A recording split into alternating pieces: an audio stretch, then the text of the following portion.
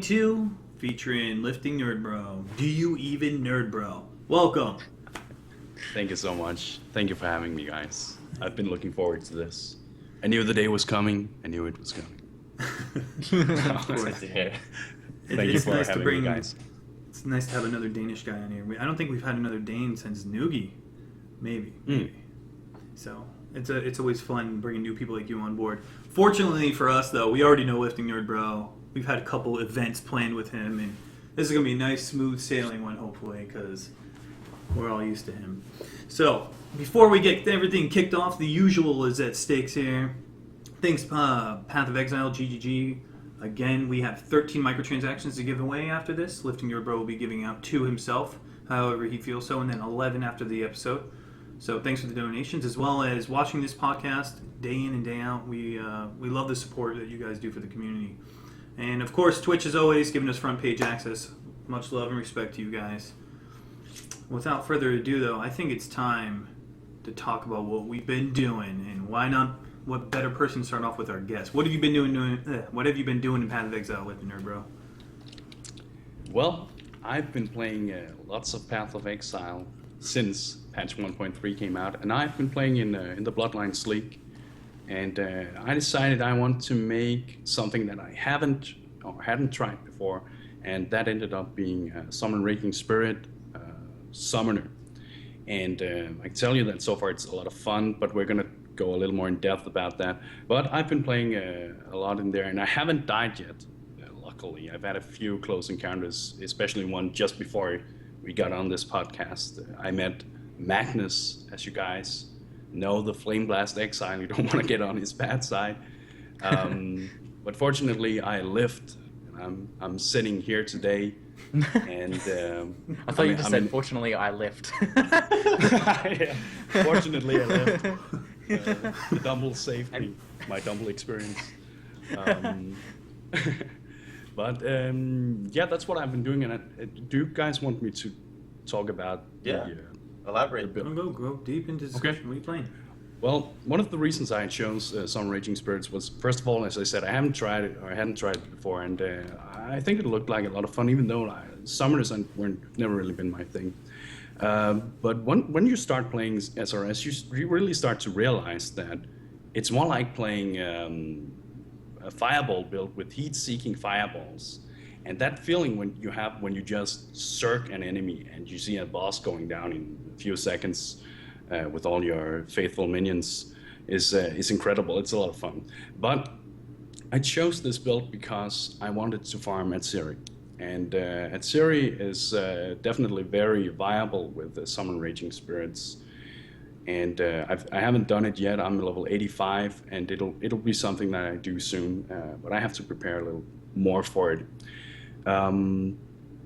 It's one of the, or I'd say that even though Summon Raging Spirits have been nerfed directly and indirectly, it's still so powerful. It deals so much damage, and I guess the nerfs, we received back in 1.2, we received aura reductions, effectiveness, and the amount of auras you could run, and now we're seeing this 8% reduced damage directly to the Summon Raging Spirits, but you don't feel it. Honestly, you still do deal so much damage, and it's one of those builds.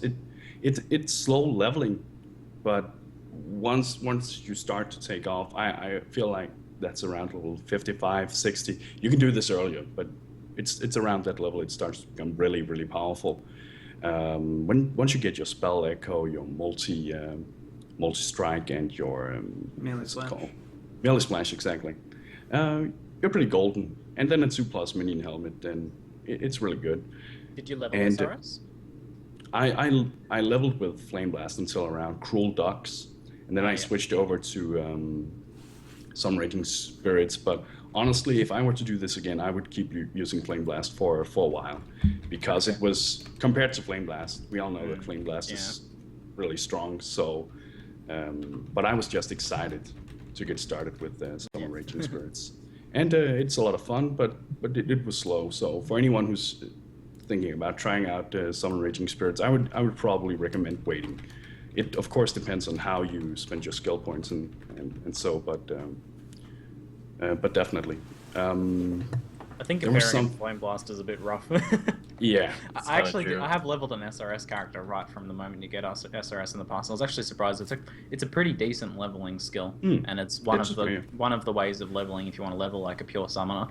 You know, start off with the Zombi Fireball, and then go into zombies and some Raging Spirits. And actually, it worked pretty well. There's only a few points, like Cruel Dominus, where it was a little bit rough, but it went alright. But yeah, it's no Flame Blast.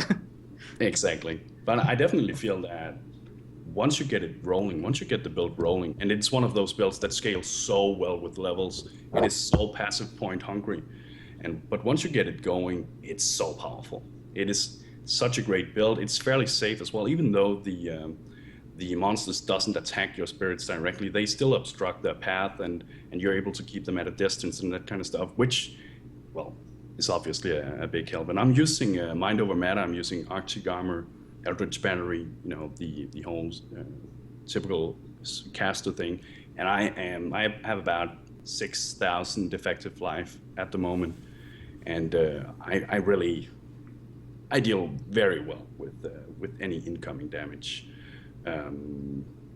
But yeah, I guess that's what I want to say for now. I may follow up with something more, but I would like to hear what Pox have been doing as well. All right. So first off, I want to say that's pretty interesting. The way you kind of said it, because I played a summoner before, and I haven't played Summon Raging Spirit, and I really like the way you described it. Like it's like heat-seeking fireballs, because it's true. Because it's like you're summoning, but then it immediately just seeks its target, like you said, and goes after it. So that was really interesting the way you said it.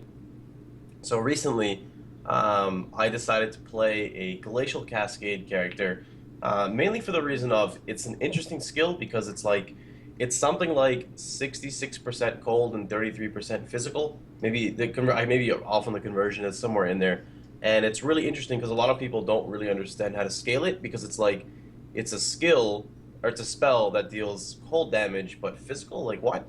And once you get a hang of the skill, it's crazy what it can do because it's 80% damage effectiveness, but it can hit up to 4 times. So things like Added Chaos actually work really well on it because it can hit so many times, and Added Chaos is just added damage, so it's going to scale exactly how the gem would, and you just start scaling it to like ridiculous heights.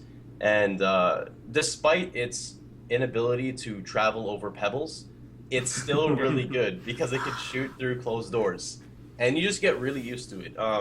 It's actually like really not that bad at all. The only thing that like actually hurts the skill is running certain maps. Like one of my favorite maps, Bazaar, I like physically cannot run anymore because in Bazaar there's the statues, there's like the 3 in 3 rows, and they jump down, and there's like a mixture of like debris, pebbles, firewood, logs, statues, and you're literally like, and you just can't hit anything, and you're like, am I decent? It's like, no, you just can't hit anything. But you can easily just choose what maps you run, kind of like at the beginning. I want to know why these spells are like this, though. Like why these ground travel spells are like that. Yeah, but why is that the balancing idea? Why does it need to be like that? Because it's just such an anti-fun mechanic. I know I played a Glacial Cascade character too, and the skill is really fun normally, but those little frustrations killed it for me. I couldn't play it anymore. I don't know. It's something I've just learned to get used to. One thing is, since I have the Witch AoE and the Templar AoE with a like level 18, 20% quality AoE, even though I hit a pebble, I still hit everything around the pebble, even though it doesn't show.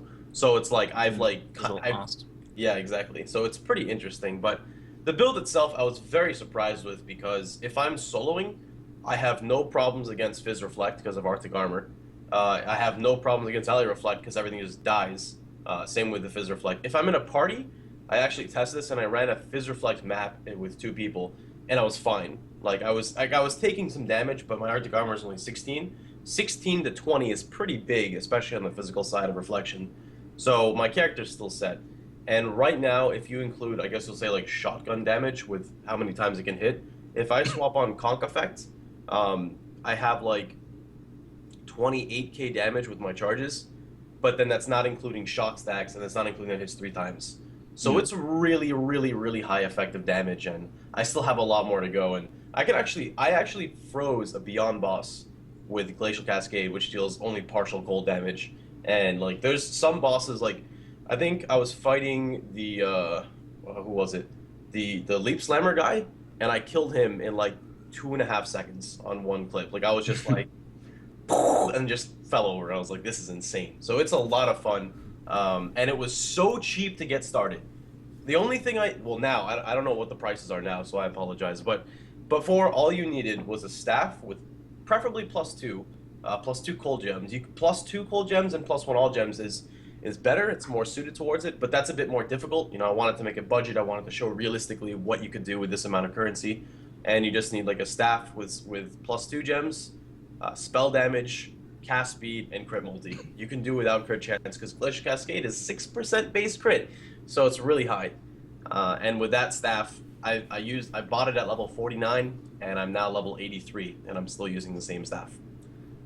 Something to be said about Glacial Cascade is you don't actually invest into a lot of cold damage because it's a hybrid skill, so that leaves you more points into life or more just those 10% spell damages actually become really, really efficient for the skill.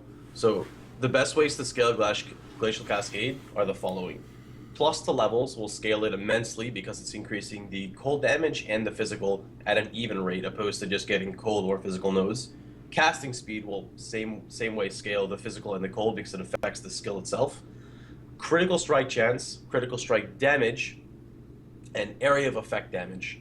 And all of that will affect any support gem. Well, like added chaos, for example, and spell damage will all work directly for it, which is great. The added chaos now deals more damage than the physical part of my Glacial Cascade, which is pretty, and they're the same level, which is pretty insane. Yeah, that's pretty crazy. You're using Herald of Thunder, aren't you, with that? Yes. I watched you play a little bit. Yeah, when I played it, I knew that lightning damage with it would be very strong because it's guaranteed hit twice at a minimum. If you maximize the AoE and like for the smallest target, it'll always hit twice. So back then you could always get 2 shock stacks. That's when shock stacks still existed. But there was no easy way to get added lightning. You had to use added lightning support gem. But now that you've got Herald of Thunder, you're getting 50% damage multiplier whenever you crit because it's guaranteed crits in a row. So you get 50% multiplier, and then the second hit hits with that extra more, that 50% more damage, and it's a crit as well. And the benefit on that is I actually dual curse as well with Temporal Chain's Assassin's Mark, and that's how I can freeze bosses because the first hit goes off crits, applies a shock stack, may or may not freeze, so if it freezes, it's very slim depending on the boss. But the second one, which is from the same cascade, hits with 50% more damage, then that's like guaranteed will land a freeze depending on how much damage I have. Because the top end on my cold right now with charges is like a 1600 top end cold hit, which is pretty big for a hybrid skill.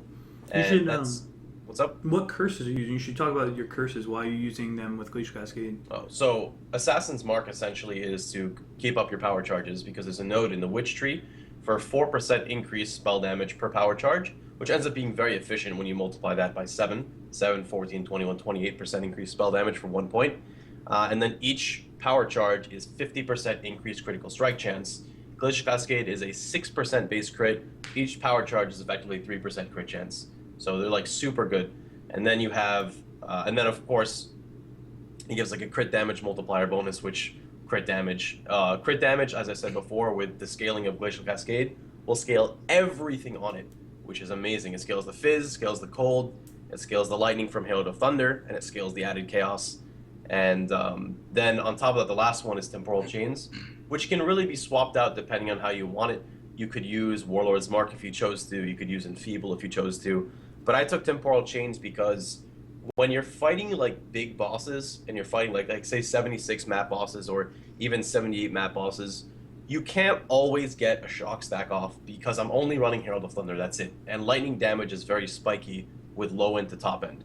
But on the slight chance you get a decent hit off and you actually shock stack, with Temporal Chains on, it's like a 50% increased duration of the shock stack, which gives you hopefully enough time to land another crit or to ensure that, even though the next one coming in hits, it's long enough because it extended it from the Temporal Chains to get like a really big hit off, if that makes sense. So it kind of just makes everything more smooth of like, you're rolling and rolling on like trying to hit top ends because everything has a minimum and a maximum hit.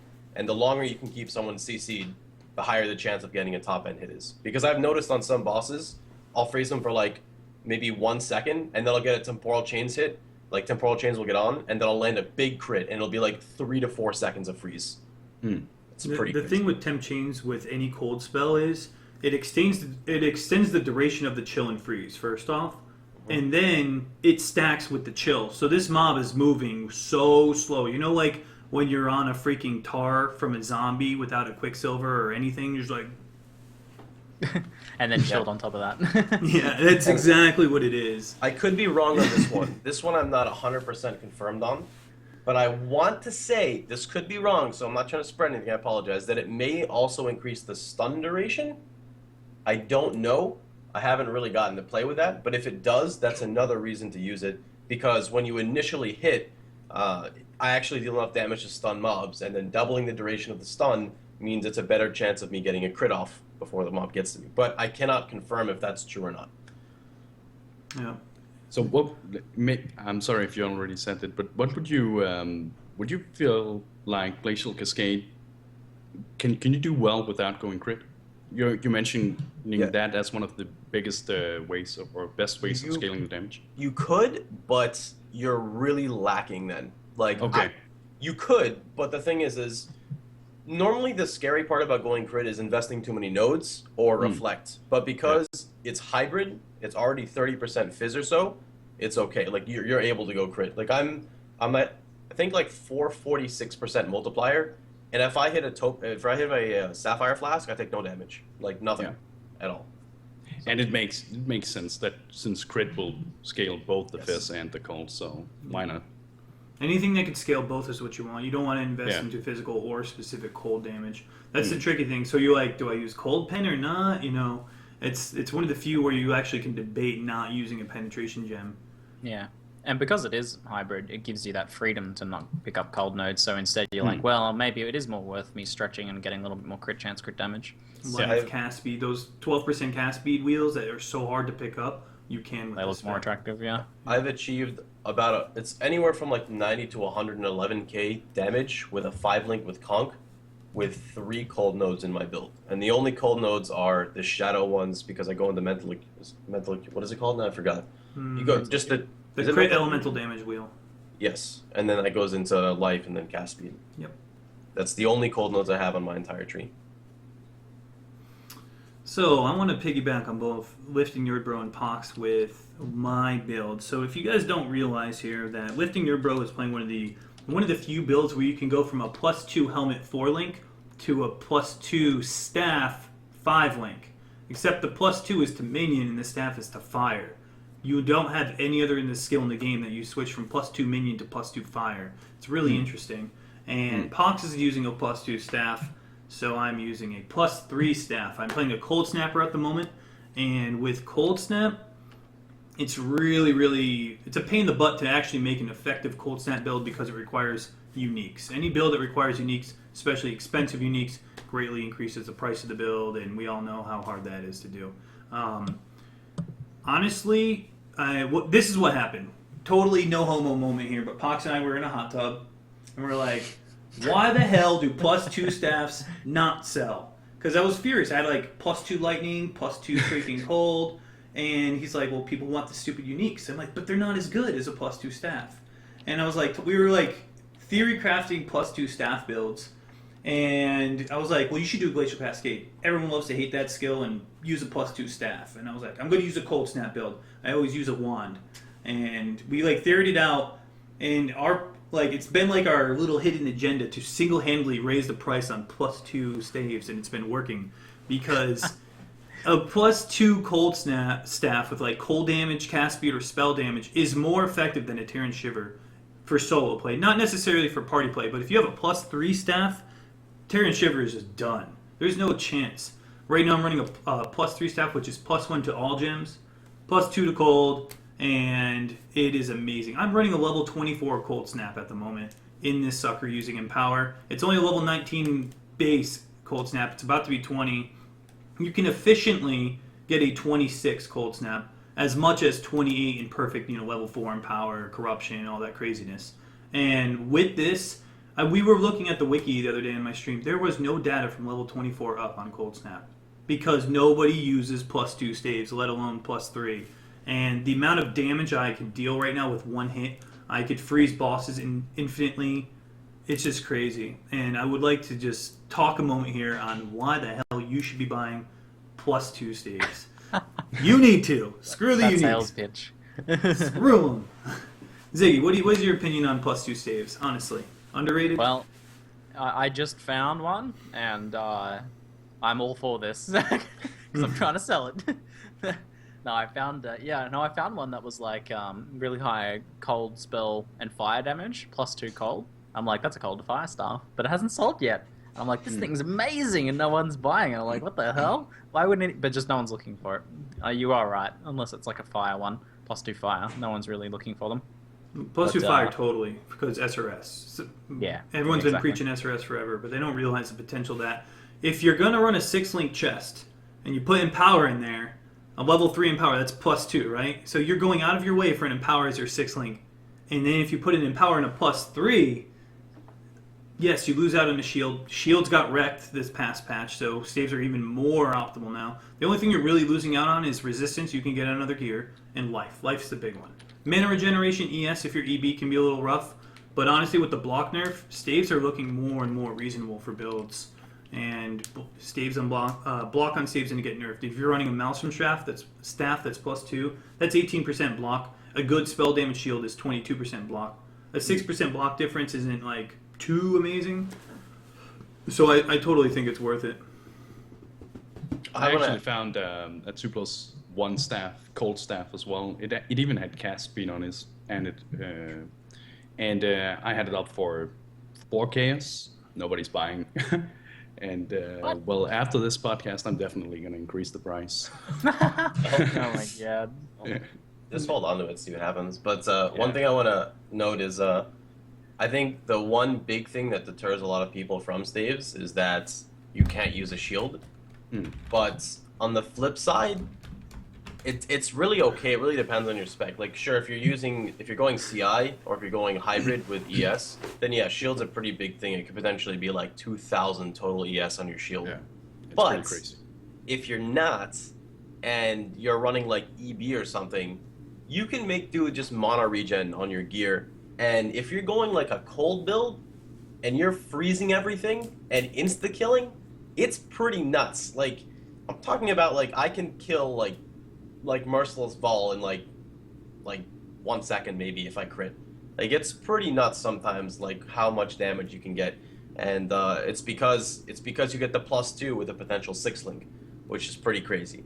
So it's pretty obnoxious, and I've still got a long way to go with my character. The difference between a +2 staff and a +3 is immense, and here's why. +2 only, for instance, if I'm running +2 cold in my cold snap, my cold pen gets +2, my added cold gets +2, my cold snap gets +2. If I'm running a +3 staff, that means I have +1 to all gems in this item. So now every gem in there is affected by +1, not just specifically cold. If you put in an Empower in there, that's an extra level. So you're actually not getting you're getting 3 on your cold snap. You put an Empower in there, level 2 Empower, that gives you +1. So now it's 4 on cold snap. Empower gains an additional level from the staff. Now it's 5 additional levels to your cold snap. That's insane. It's ridiculously insane. Not to mention +1 to all your other ones as well. It's the difference between a +3 staff and a +2 to cold is 5. It's 5 versus 2, and with just a level 2 Empower. It's crazy. I've been trying to get myself a 3+ staff for Summer Raging Spirits as well. At the moment, I'm just running around with a shield and a scepter, I think, with cast speed. Cast speed is huge for Summer Raging Spirits, but man, those fire staffs, those are expensive. People need to realize that I want to buy, but I don't want to pay 9 exalts for it. Yeah. So please lower your prices, and I'll buy. But But yeah, for Summer Raging Spirits, it's one of the absolute best ways of scaling your damage as well. Having that plus level, and of course being able to link with more than just 4 than the helmet that I'm using right now. I'm using a minion +2 helmet. So those staffs, definitely. If you have one of those, you need to try to sell those. Absolutely. So another thing I want to add on, that's my current spec, I'm level 76. But I did not die. The past 9 days in PoE, I have not freaking died. This is a new record. Not only that, if you've ever seen my stream, I'm usually homeless. My currency is usually dealt in cardboard boxes. So I'm sorry. That is no longer the case. I have a freaking Void battery that I bought. And not only did I buy it, I bought it for 13 exalts, which I farmed in 1 week. I turned my stream to not dying and not being homeless all in 1 week's time. So I'm really pumped about this freaking It's amazing raid. how much money you make when you're not gearing up new characters all the time. Yeah. Well, this is what I did. I was like, you know what? I never really efficiently played a Spectral Throw build. I made one before. That old computer crapped out on me. I was like, I'm going to go Shadow, two-handed swords, crit. Of course, the entire time I played the spec, why not daggers? But, you know, Yes, I was like, I no. want to make money. If I go daggers, I lose money. If I go a two-handed sword with crit, it costs me nothing. Not a damn thing. Yes, I lose out on a shield, but when you crit with a two-hander, it hurts.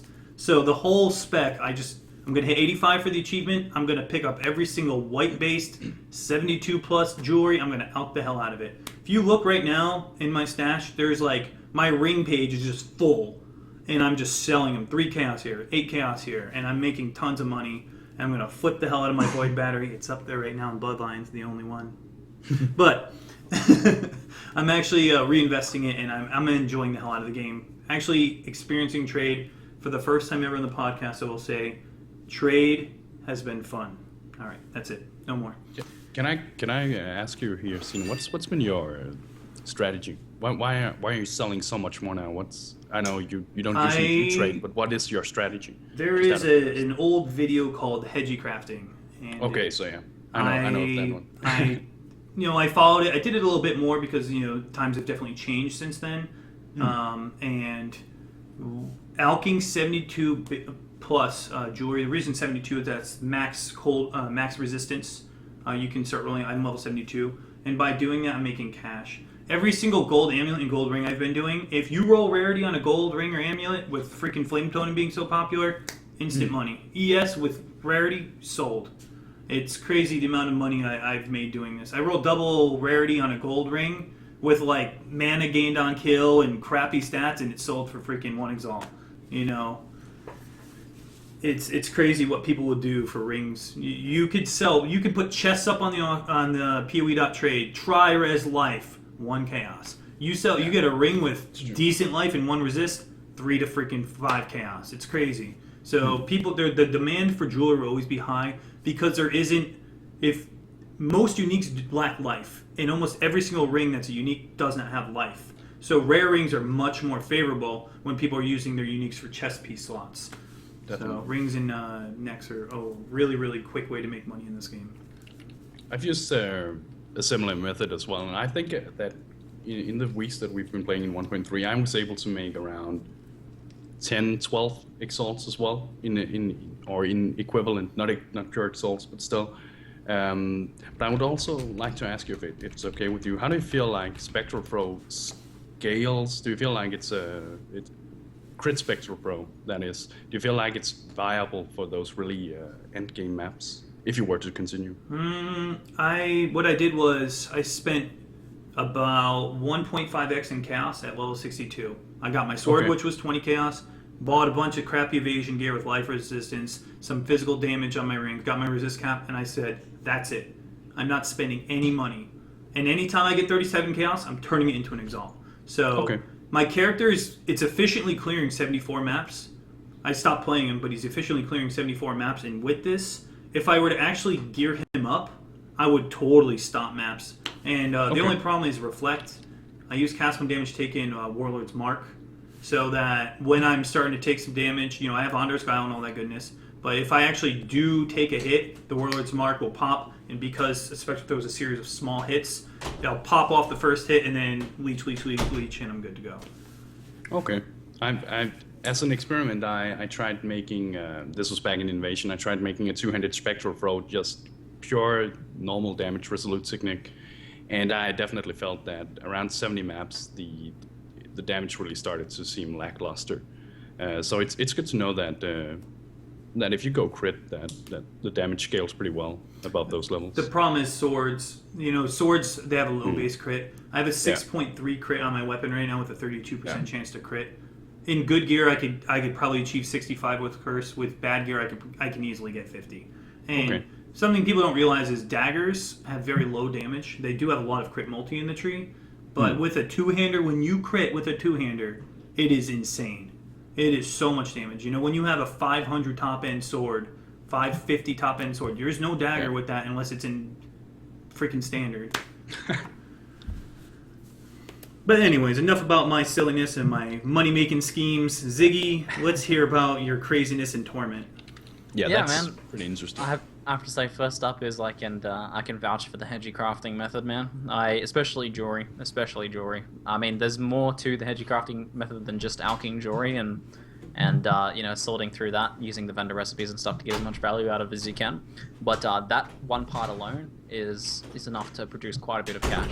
And I can safely say that I've never made a loss alching jewelry. I did a video on this recently, just alched a whole bunch of jewelry and just like talked through each thing that I alched and how much it was worth and stuff like that. And even that session wasn't very, like, I didn't get any crazy items, nothing worth more than like 5 chaos. I still made good profit from that session because just the vendor recipes alone from alching jewelry cover like 2/3 of the cost, especially once you start doing regals. It covers almost all of the cost of the actual alching, so it's like almost a no-brainer as long as you have some rudimentary knowledge on how to value jewelry. So definitely, I've been doing plenty of that too, and I love it, man. I love the trading and the crafting, especially early in the league. Crafting jewelry is so much fun. I haven't even moved into eye level 75 stuff yet. I've been away for a week over Christmas, so I haven't been able to do too much. But even before I got to eye level 75 stuff, still really fun to do. But in terms of my builds, we've been talking about that. I've been playing wanted to put together a pretty cheap, so a pretty budget, softcore oriented character. I wanted it to be fast and high damage, as high damage as I could, while retaining a sort of, a fairly budget status. And my character at the moment is worth less than it's like worth like an exalt, so pretty cheap. And I'm gonna move out of that eventually, as because I have some cash, I want to spend it, I want to make the character cooler. So eventually I'll go buy like a 2 exalt weapon or something like that. But up to this point, I've been able to make a Reeve character on a very tight budget that works very effectively. Apparently my volume might be Ziggy volume is perfect, awesome. So I bought this I had this 1 chaos sword. I made for the same reason you went swords, Zeno. I went swords as well because I wanted it to be cheaper. I wanted to actually make money with the character rather than going daggers. And I do get that question: why not daggers? A lot. Because I'm playing daggers? Like a crit sword Reeve character, and it makes a lot of sense. But swords still have accuracy on them, and they have access to a lot of accuracy. And I think something people overlook a lot is that accuracy is crit. Like, you can't crit if you don't have good accuracy anyway. So it's a very cheap way of getting decent crit chance with the sword and getting a decent amount of accuracy. I have like 40 to 50% crit chance, not insane, but because I have pretty good accuracy thanks to using a sword, it ends up working out pretty well, and I crit fairly often and have pretty high damage now. But I was using a 2 chaos. I bought a sword for at level 50. This was a level 50 base, 2 chaos with some just decent rolls. And I was using that up into 70 maps with a Brightbeak offhand, with a Reeve character, and was just destroying, just insta clearing everything. I was like, wow, this is insane, so much fun and so effective. So what I was doing was taking advantage of the idea that Reeve only uses a specific set of weapons, and you can do this with a bunch of skills in Path of Exile, a bunch of weapon-based skills that they only use specific weapons. So it only uses swords, claws, or daggers, one-handed swords, claws, or daggers. So by putting a mace in the offhand meant that my Reeve would only be ever using one of the weapons, my sword. So that allowed me to put all of my currency into one weapon, and I had 6 chaos, so I spent 6 chaos getting a decent weapon, rather than having to get like 2 swords for 3 chaos to dual wield. And by doing that, I still get the dual wield bonuses. There's a bunch of dual wield crit down by duelist and ranger. There's a bunch of dual wield attack speed. There's dual wield block. You get all this extra stuff. You get a lot of extra free offense with a bit of extra defense. Very, very cheap. And I had to spend like an alch on a Brightbeak just to reach that dual wield status. So that works with like Viper Strike. That works with Reeve. And you can do similar things with other skills as well. And that worked out really well. I'm still using that now, progressing into later maps as well, working my way up into 75 maps, and still got that Brightbeak going. I don't see any reason to switch out of it. There's unless I can afford 2 insane one-handed swords, there's no benefit to it, because you need, with Reeve, because it alternates weapons, you need 2 weapons that are as good as each other for it to be worth it. So instead I'm just like, I'm going to buy a 1-2 exalt sword instead of 2 1 exalt swords. So being very budget conscious there. And on the same token, I was thinking about what's the cheapest way I can get a huge amount of DPS? Abyssus. Yeah. Oh my god, this build is Dan's game. I'm sorry. Whoa! That's a little rude. I'm playing soft pausing. I understand the whole getting dual wield nodes. I understand you're playing standard, but like, well, the cool thing is because I don't want to alternate attacks, I just get an extra weapon and then I get these dual wield nodes. How about put on an evasion shield? That's the only thing I'm thinking. You don't have to alternate attacks if you're wearing a shield. I want the dual wield crit, man. There's a really nice dual wield Yeah, crit. that's mode true. there. That's true. It's The good. wield It's crit is sexy. awesome. So I'm using Abyssus, and I actually became more defensively strong when I started using Abyssus because I switched to a perma immortal core setup. So I'm basically immune to Fizz now. Elemental's not a problem, and now I just rock that like insane Abyssus flight damage with very high attack speed. I have like I don't know 10 attack speed or something like that, and with the flat damage from Abyssus plus the 150 crit multi, which now with the crit multi nerfs is a huge amount of crit multi. Now that they nerfed the crit multi gem, I'm not using a crit multi gem, I'm not using Conk Effect, can still reach like 30k DPS on Breathe. It feels insane, and it's quite a lot of fun. And for a 5 chaos helmet, not bad, not a bad amount of cheap DPS. So I'm playing around with the idea of cheap DPS and trying to squeeze as much value as I can out of the most shocking gear possible. It's been a lot of fun. And I've learned quite a bit. Yeah, that's the success right there. If you're having fun, screw it. Who cares? Wear the bright beak. I'll call you Dan's game all day, but good job. I'm like proudly displaying my bright beak, man. It's my Southpaw Reeve Ranger because I actually have my sword in my offhand. Because if you have bright beak in your main hand, you get faster leap slam speed. That min-maxing, it's good. I like it, yeah. I think it's cool. Speaking of you playing Torment, I think now is a good time to bring up Torment. Overall, Ziggy, Yes. let's hear it. Bring up the song. In the last podcast, I spoke very highly of Torment, the Torment mechanic, and that was because at that point I only had a chance to experience the mechanic and how it works and think about the mechanic and the effects it might have. And I'm still in love with the idea, like in love with the design behind it, the tension behind it, of, I can try and get as much loot as possible, but with risk getting no loot, or I can just get a quick kill of the ghost and get a little tiny bit of loot. So I love the design of it still. But there's definitely a problem with Torment League. I don't even feel like I'm playing Torment League, man. I feel like I'm playing Ambush League again. I see way more lockboxes than I see Torment Ghosts. I mean, I would not mind if they reduce the amount of loot that they provide, but just put more of them in. There's probably, like, people are talking a lot about AI increases and stuff like that, and that would no doubt help, I think, if they tweak the AI a little bit and maybe give them, like, a repel off wall feature, so if they go near a wall, they will turn around and go in a different direction, things like that.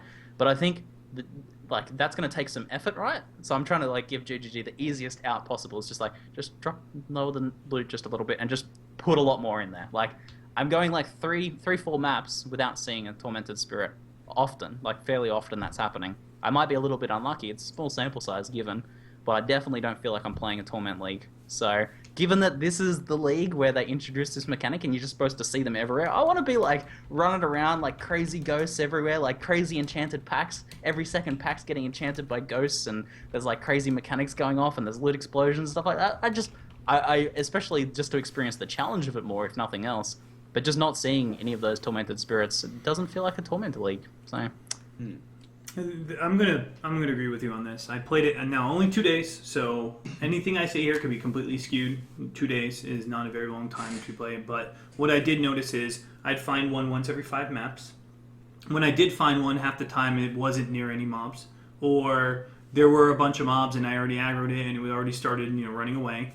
The catching up to it's not really a big deal. You have Quicksilvers, you have Leap Slam, things like that. So if you're having a problem catching up to a ghost, you should probably get move speed on your boots or a Quicksilver. The big problem is you desync a lot. The mob just kind of gets stuck in a wall, and instead of like, for instance, in PoE, let's say you're chasing the mob like a loot goblin. I'm going to bring out loot goblins. If you chase a loot goblin, it's continually changing the way it's running, or it's in a random path based on where you are standing. Ghosts, it seems like they're pulsing every few seconds rather than instantly changing their course of direction where you're standing. It's like every 3 seconds they'll change their course of direction rather than instantly. And I think, like you said, Ziggy, the AI needs to be greatly improved. And the spawn rate needs to be more, because if I'm finding 3 lockboxes per map and I'm finding 0 ghosts, or I'm finding a ghost once every 5 maps, it's almost like ambush with ghosts rather than ghosts with lockboxes. That's how I feel. It still feels more like ambush than anything else. Pox, would you like to comment, or are you just going to laugh there, good sir? I'm not laughing at all. No, I would completely agree with you. I would completely agree in many ways. So, like, someone's chuckling in the back there. So, like, one thing I want to add is kind of like to what you're saying is, it's kind of like the ghosts, like, pulse, like, every 2 seconds to see if anything's around them. But one thing I want to bring up is either people will, like, understand it or they'll be, like, against it, is when you're in party play. Now, I hate to bring this up, but desync is involved when you have party play, and someone's trying to guide the ghost, but say you're connected to an Australian server and I'm on US, for example, right? And I'm actually, like, desynced a little bit behind you, and I think I'm on one side, and then you can't even control the ghost because, like, there's 2 people on opposite sides from desync, and the ghost is just like, it's just like, what's gonna happen? So it's I don't know, like, I really, really, really do like the ghosts, like the whole theme of it. I think it's really cool, and I want to see it incorporated into the game. As you said, Ziggy, like, if they like dub down the drop rates and just increase the spawn rate, it'd be okay for, like, every so often a ghost is stuck in a wall because we see them more often. It's all right, we can forgive that. But it's cool because there is a dangerous aspect, because there has been times, I only played to, like, Merciless or so right near mapping, where I'll just enter a room and there's already something possessed and I have no clue what's going on. All of a sudden, like, I slap a blue pack and a corpse explodes, or, like, it blows up, and I'm like, well, okay. And I really feel like it can add, like, a really cool twist to the game if they increase, the spawn rate of them, because doing that would just ultimately make it more dangerous if they fixed, like, if they categorize the loot to be, like, similar, because you just have more tormented mobs with the same amount of loot, which just increases the potential of danger. I think it's pretty neat.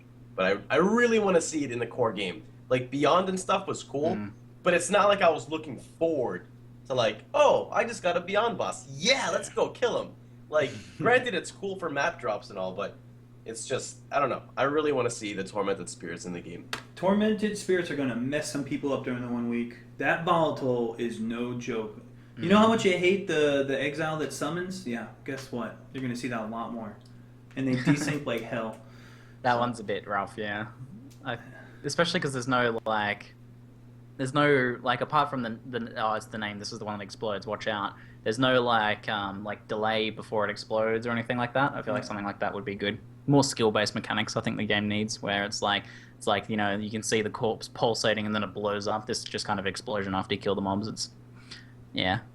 So, What was I going to say? The whole thing is an awesome concept, and I'm keen to see it in the core game too. Just the execution's a little bit poor. And the loot's actually really good. Like, the loot they do drop when it works is really top notch. So I do think it could be standard lowered a little bit, and as Pox said, have a bit more there. So I think that's the short of it. I do hope to see it get improved and added into the core game. So now that we pretty much all made our decision on Torment, the reason NerdBro hasn't talked here is because he hasn't had experience with it. So don't think he's not interested, guys, okay? Don't think that. So we're going to kick it off here with LiftingNerdBro.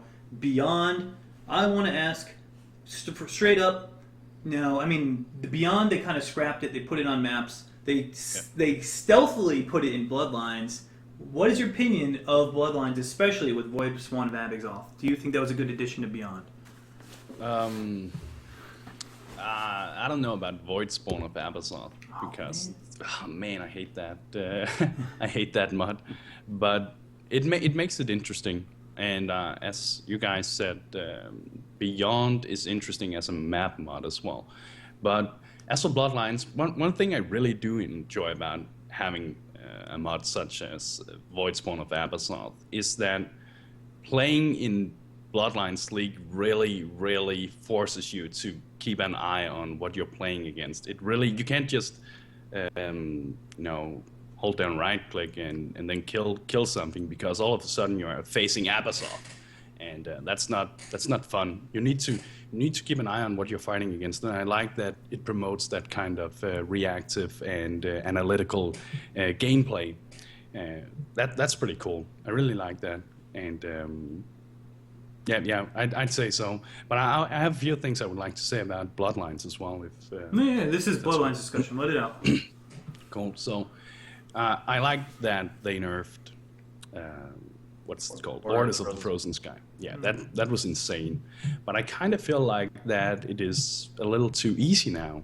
It's every time I see it, I get really scared because the animation effect is pretty overwhelming, or it looks cool, but it deals no damage. On my character, I barely feel it. I have a tanky character, but I barely feel it. I feel like the damage could be higher. And there's also about, you guys know the Trove. Keepers of the Trove, yeah. Keepers of the Trove that makes the entire pack drop one kind of rare item, and every monster you kill in the pack will drop that, not the same rare item, but the same base type of rare item. So you'll get a lot of the same base type rare items, basically. I would like to see that spawn just a little more. I get that so rarely. I think I've seen it the entire time I've been playing. I've probably seen it around 10 times, and I've been playing a lot. I don't know, what's your...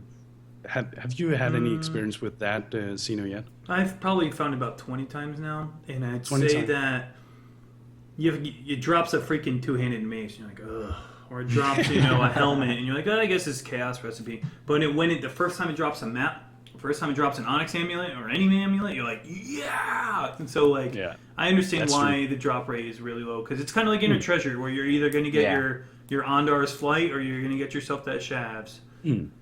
It's definitely very, very rewarding if you get the right base type. And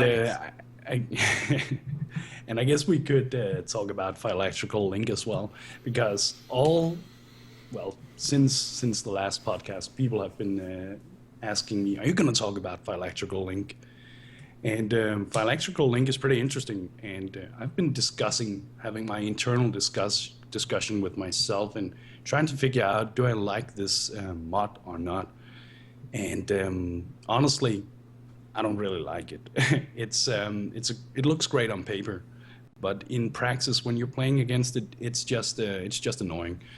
And especially if you're playing something like Summon Raging Spirits, I like to talk to my skulls when I play, and I'm just standing there yelling at them, guys, seriously, could you attack the target just next to you? It's just so frustrating sometimes not being able to target these. And but yeah, as I said, it's really good on paper, but in practice, I don't like the mod. And it's a drastic thing to just take it off the game or take it out of the game, and I'm not sure if that's necessarily the solution. But I would like to see that maybe this Phylacteral, when it moves to other targets, I would like that only to happen to nearby targets, not something that could, so it transitions to a mob on the other side of the wall or something like that, because that, well, you know how that feels. I don't know. What do you guys? The thing with P-Link, I'm just going to call it P-Link because words. P-Link is one of those things. In group play, people skip it. Solo play, people skip it. In maps, the way how I see it is, I kill it. I kill it unless it's like super rippy, like Devours, Powerful Crits, Curse Beam, whatever it is. The reason I kill it is because everyone's complaining about map drops. If you're skipping packs, you're skipping maps. Yeah. So I still think it's worth the kill. Man up, kill the damn thing, unless it's super rippy. I think it's going to be another Thorn's Shrine or Camouflage Predator, though, where hopefully it just disappears from existence because it is just super flawed. But for now, deal with it, kill it. In terms of Orders of the over-nerfed Sky, it's just that. It's a hard thing to tune. I hate to say it, it's almost like super OP to super non-existent. It was like the extremist nerf, and you gave the people what they want, but now it's like, well, it's another blue pack. Yeah. So it's very easy. The maps, we got a lot of negativity here. The things that I think are really solid in Bloodlines, Bond of Chaos definitely could be rippy, but it's situationally rippy. This is your fault for not having Chaos Res. If you have good Chaos Res, you can completely, deal with it. Otherworldly, I think, is still the scariest mod for me in terms of skill-based, because Otherworldly is almost like the Vis Mortis effect, where they gain extra damage based on Chaos, and this is only when they have their little purple cloud on them. And then they also take no damage, so they have this super defensive and steroid mechanic, and it's skill-based, with the exception of maybe a quick powerful crits row coming at you. If that's even possible. The otherworldly powerful crits rows are still super scary. Or the, what other one's pretty well tuned? The Cult of the Elements You got Leaper with that shot coming on you. You could get one shot, but there's still ways to avoid that. I like those type mechanics where it's hard but manageable, and I think they achieved that with most of Beyond. I mean, Bloodlines has been achievable with that. Void Spawn of Abazoth is another one where people skip in group play, and I don't understand why. You're complaining about maps. That's a blue pack right there. The bosses, except for maybe Host and maybe Nem, whatever his name is, Nayem, they're really not that bad. Like, honestly, the Stormcaller is easy. The Flame Blast guy is a complete joke. The Bower is pretty easy, just don't stand on corpses. The other two can be situationally rippy, but they're still manageable. Kill them. It's maps. So, too many people are, I think the problem is we got used to Beyond with all these map drops coming everywhere because, you have all these blues and rare spawning, and now people are skipping packs. So, you're going from extra packs to skipping packs, and I think that's where the problem is with maps right now. Kill everything. Do it. Pox. Yeah, and sorry. I think you have a really good point with the Chaos Bond, that people can just prepare for this if they want to. It's not like you're not getting something thrown at you that will kill you unjustly. You can get Chaos Resistance, and I actually kind of like that because it makes Chaos Resistances more valuable and more attractive. Exactly. On gear, and I'm actually able to sell Chaos Resistance gear now, and I'm sure that more people will realize this as the league goes on, that it's actually a really solid thing to do. You're basically playing smart. You're preparing for the situation. I like that. Yep. I think that this is a really good introduction to Beyond. Give us the bosses still, because you have this really cool boss, Abazoth, scary. Every single boss all in one. When you spawn him, believe it or not, at the end of Beyond, they were selling, I've spawned Abazoth. Who wants to come kill him? You could sell that. Kill the damn pack. I think it's totally worth it. Okay. That's true. Pox, what do you think? All right, so I've got. I'm always the guy that's on the opposite side here. So, as for Kappa Link, I'm going to call it, the one that makes them invulnerable until it bounces from one or the other. I really like the idea. I don't like how it is in its current state, but I like it because currently the meta, and which will always stay, is I kill you before you get to me. That's what it is. But this physically, along with Otherworldly, prevents you from killing what's coming at you because it's invulnerable. And I really like that idea, or like it's just a cool idea because it's like a discharger flies in your face and you physically cannot kill it. You have to wait in some type of way. I don't like that the Kappa Link can shoot from, point A of the map to point B of the map, and then you're fighting point C in the middle because for some reason it decided to be an animate guardian and run over there. I think that's a little bit silly. But I really like the idea of like, just like Otherworldly is, how they get crazy damage mitigation, that you can't kill it immediately. That's awesome. I like it. Because it puts a lot of things like perma-freezing. It's hard to perma-freeze something that has I think it's like 70 to 90% mitigation. It's kind of difficult. Plus they can have like Enduring Cry and a bunch of other cool stuff. So I really like that. As for Void Spawn of Abazoth, I really like the idea of it, and I don't like the idea of it. I don't like it because it kind of comes down to not every build can kill certain things, but at the same time, it's your choice to spawn it. And if you're going to argue but I'm Fire Prolif and I insta-kill everything, it's like, should've looked where you Flame Blast or threw a trap. But I will say on the flip side, as you said, for example, the Lightning guy is really easy. That's true, he is really easy. He doesn't do a lot of damage. You can kite him with pretty much any build. But even he is a direct counter to, example, trappers that don't run clever construction. That's their fault. That's not his fault. No, that's not a fault. I'm saying that would force a build to take something. And I don't always like the idea of being forced to do, but like I said before, you don't have to spawn him. It's your choice completely. But there are builds that can't do certain things because that's just how it is. So Summoners and Host is very either your summons can tank him and kill him, or your summons can't tank him and then you can't kill him. So it kind of just has this whole cycle of yeah. But overall, I like Bloodlines. I like it because it's different. It's got a lot of interesting things incorporated into it, and you do have to be careful. One big thing, I don't know if we went over or not, I could be wrong, but I don't know if we talked about shared boon dischargers.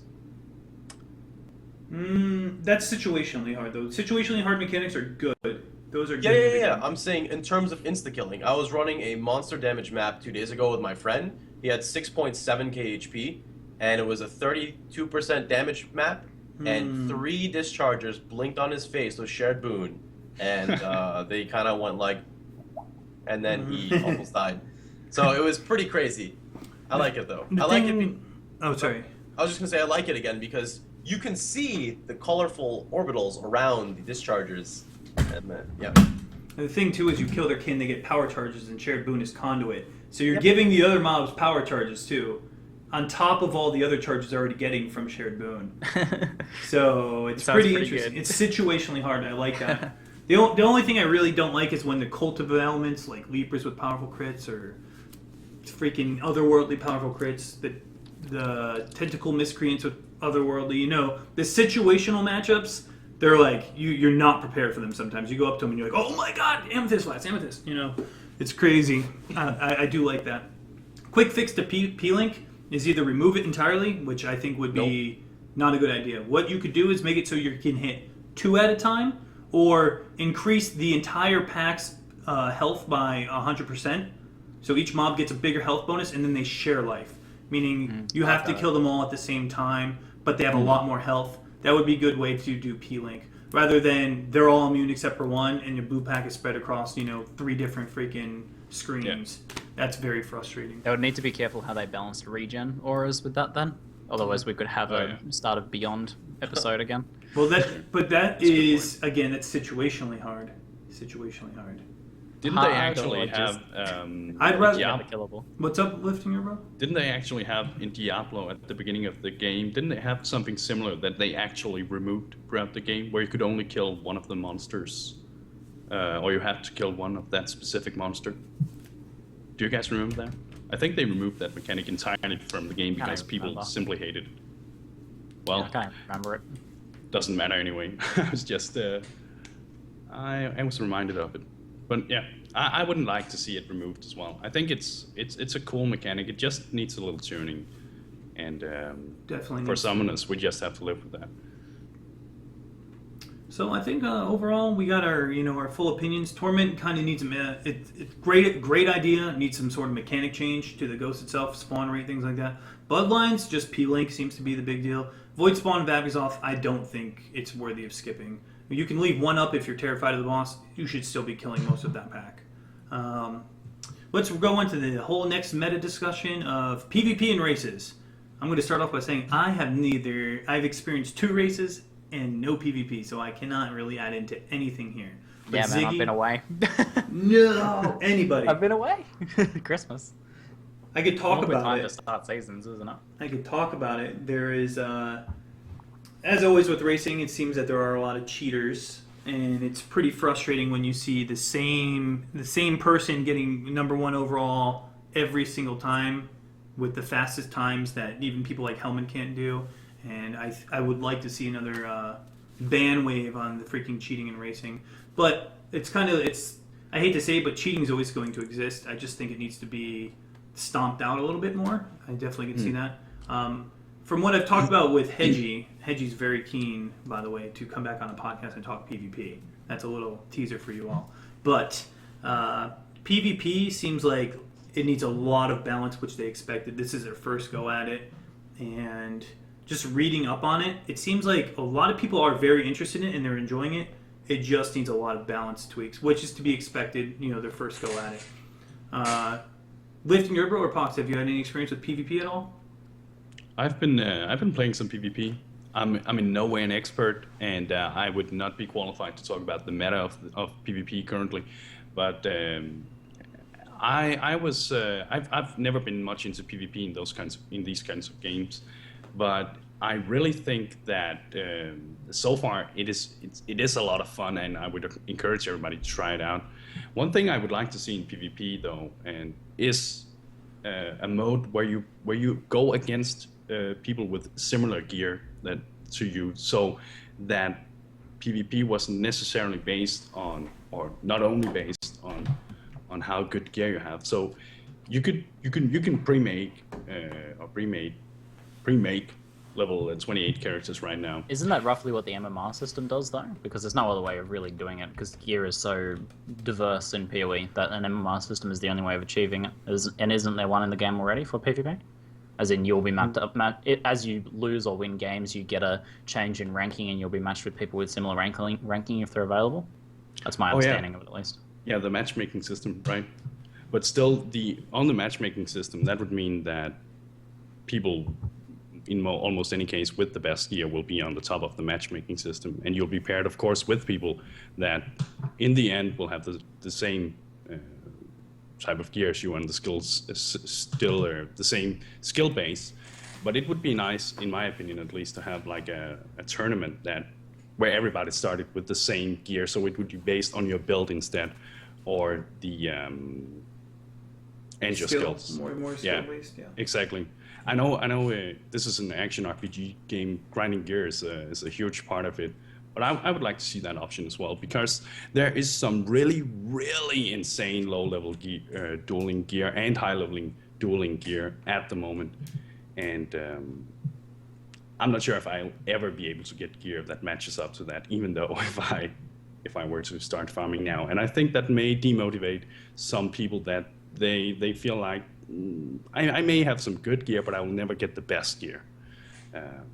Which is possible, but there's some people who have been gathering gear for years, For me to cut in really fast, I haven't done any racing yet, because I'm kind of on this, not racing, I haven't done any PvP yet, because I'm on the same style as you, as I'm more used to like MMORPG PvP.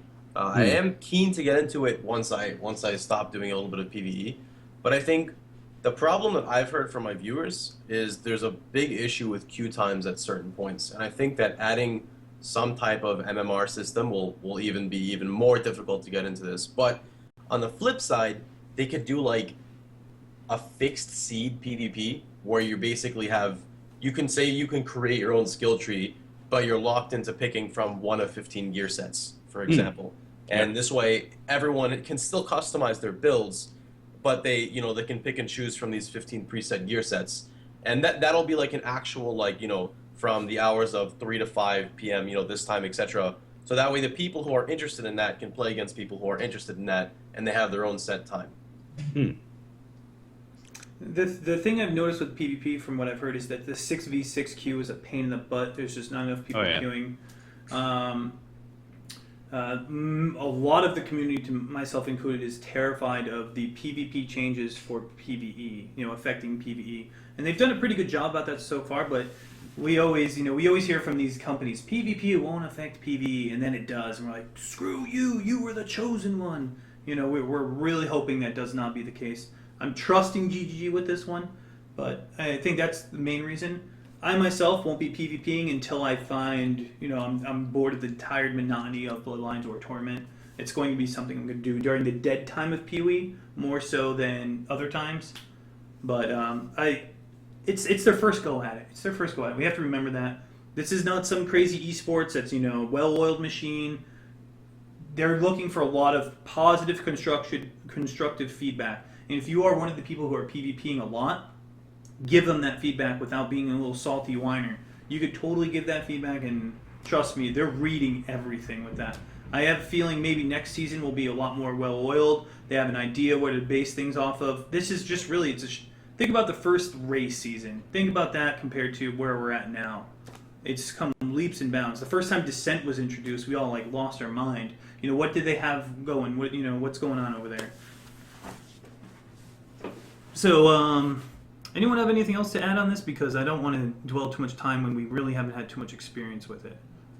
Yeah, I think there's a lot of PvP gear, it's gear-based arguments like that going around. I almost don't want to comment on those at all, because I feel like there are people that really enjoy gear-based PvP, and there are people who really don't. I don't personally enjoy gear-based PvP all that much. I like playing StarCraft, where it's fairly evenly matched and fairly well balanced around the same starts.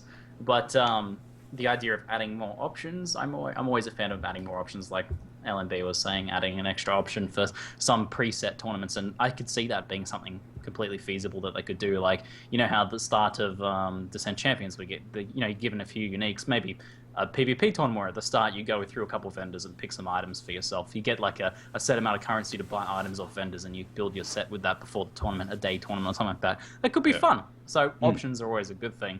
The only thing that, and I know this has been perfectly communicated by GGG, that this first season would only be in standard and hardcore, and it makes sense to finally give those people that have been working on their PvP characters so long a chance to play that.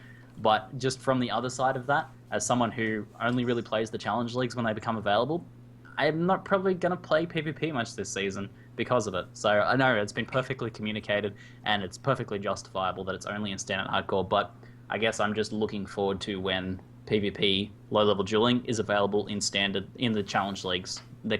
When a season will start in a new challenge league, because then everyone's starting from the same gear footing. And I really like the idea. I think the most fun thing for me for PvP will be building characters and putting together that gear set. And if everyone's doing that same thing at the same time, then that's going to be really fun.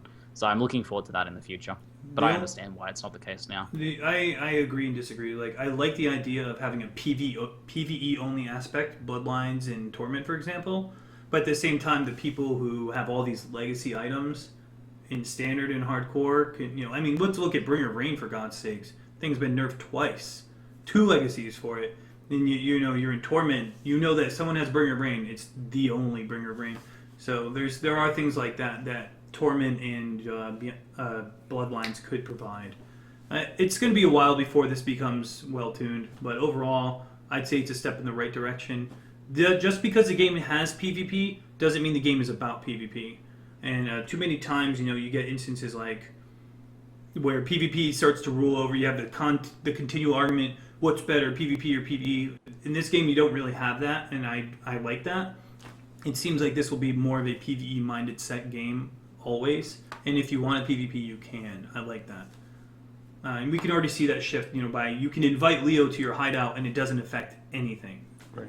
Moves like that I really like, so I have complete faith in the company. Alright, so racing this go-around, has anyone raced? Nope, I've been away, man. Haven't had a chance to do anything. Alright, next time I promise I'm going to try, we don't have anyone set for the next podcast, 23. I'm going to try and bring a racer on and a PvPer.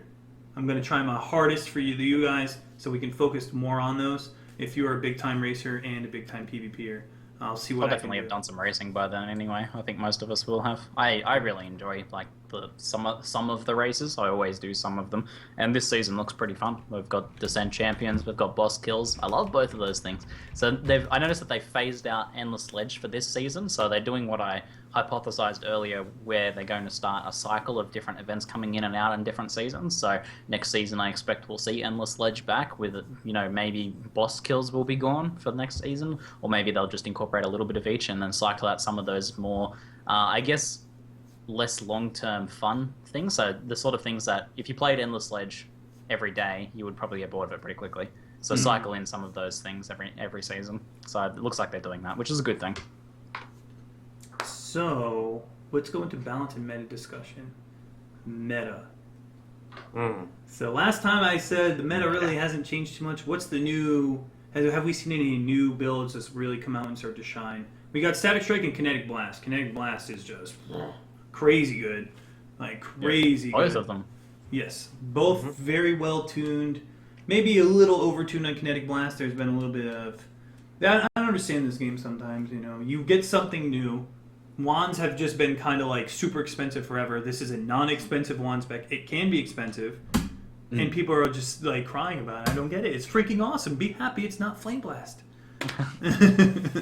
It's also a viable wand leveling skill too. You can actually level as a wander now. Exactly. I was talking to Mathel about this, and he said that he leveled from the moment he got Kinetic Blast. Maybe it should be available earlier, but the moment he got it, he did a mastercraft, like a vendor crafted wand, and was killing it.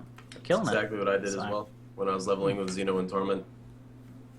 Yep, wands That's a good thing. You can go elemental at the start. You can go physical if you get a good mastercraft, but elemental one, you just have your Wrath and Anger carry you, or even Herald of Thunder, and it just seems like really strong with Pierce and you up against the wall shotgun mechanic. I've seen some crazy things. I was watching Pulp play, and I was just like, this is nuts. This is crazy. Codeman had me sold. Those two seem to be very meta right now, and of course, people always say OP. I think that word gets used a little bit too much. I think they're very well tuned.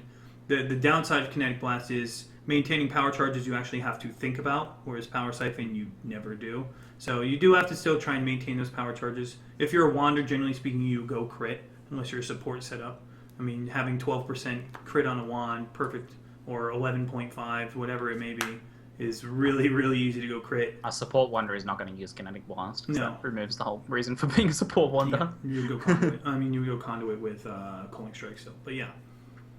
So have you guys actually seen Kinetic Blast like in really high level content? Yes, Well, it's nuts. Okay. It's never seen it before.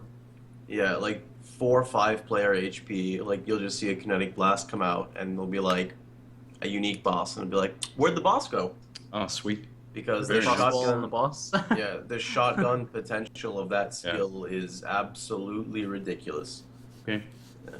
And then paired with what Ziggy and some other people were saying before, if you just put a frost wall up, I don't know, it pierces through frost wall, right? It can pierce through it. It doesn't give multiple hits though, and then it counts as one entity. So what you need to do is put the frost wall behind or something, so that it hits the wall and bounces off it rather than going through it. But still, even then, it creates its own area that it can hit against. And create its explosions, which is it's nuts.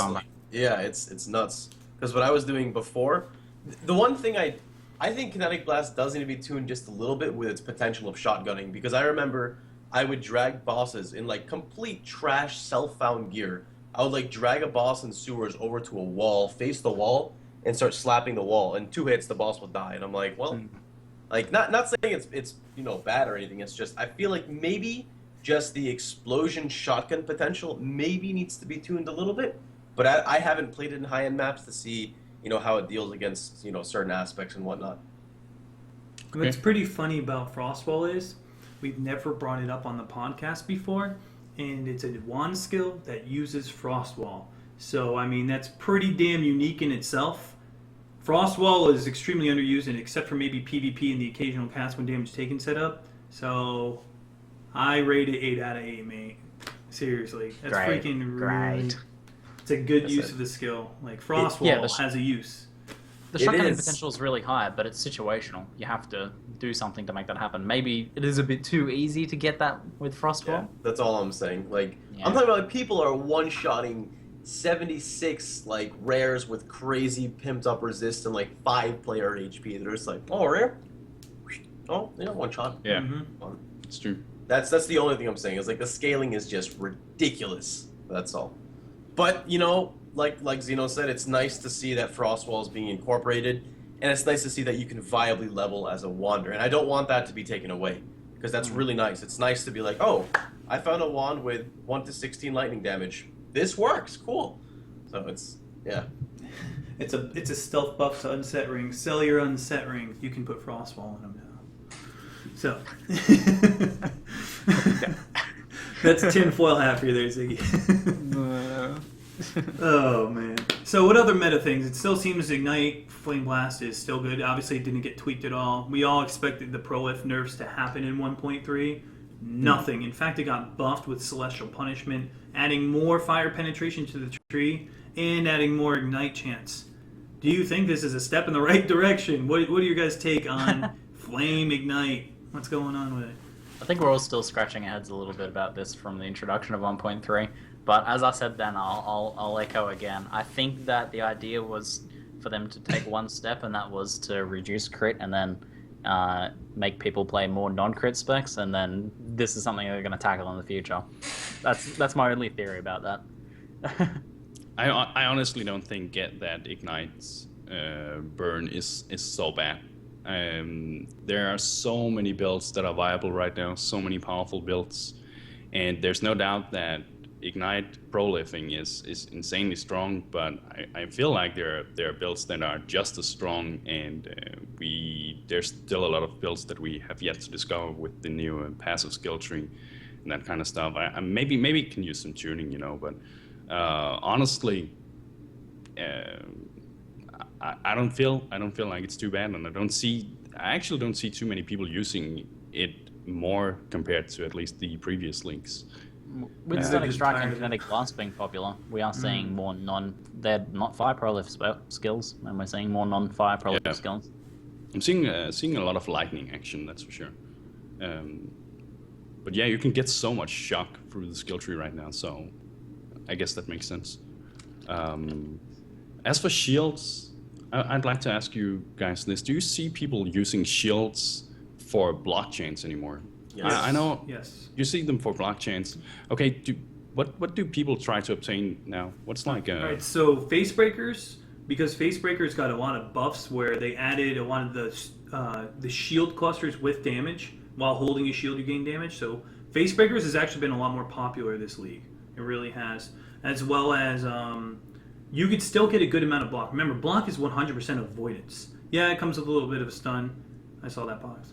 And also, with shield builds, you could totally invest in block. It's still 100% avoidance. I think it's actually in probably the best spots it's ever been.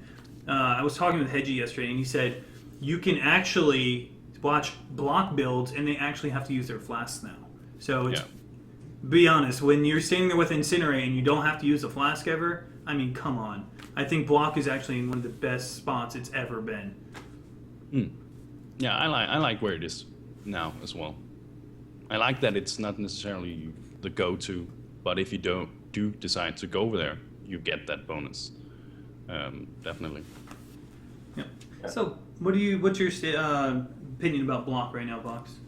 Can I go back to Prolif really fast? Sure. Because it's a pretty big thing. So, one thing I think I just want to bring up like a big point is Flame Blast and Prolif has always been the go-to.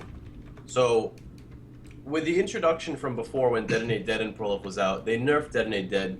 Detonate Dead is still perfectly fine. You can go crit DD, you can go Fall Pack, you can survive Reflect, but people don't really play it. It's very rarely played, and it's still insane. But people don't play it because it's not the go-to. Flame Blast is still great, still works great, but everyone knows it, and that's why it's used. You can level as it, you can transition into it, you can have no gear and use it, it scales really good with gear, but that doesn't mean that things cannot match up to it. Kinetic Blast is insane. You can level with it, you can transition into it, you can carry with it, even crit builds, Static Strike. Crit Static Strike just shreds everything, and there's ways you can mitigate it as well. Other crit spells, like I'm just gonna bring up Glacial Cascade. Obviously, I don't have the clear speed 100% compared to them because I have to shoot this thing out and then I have to wait, and then there's a pebble that decides to be the obstructor of justice.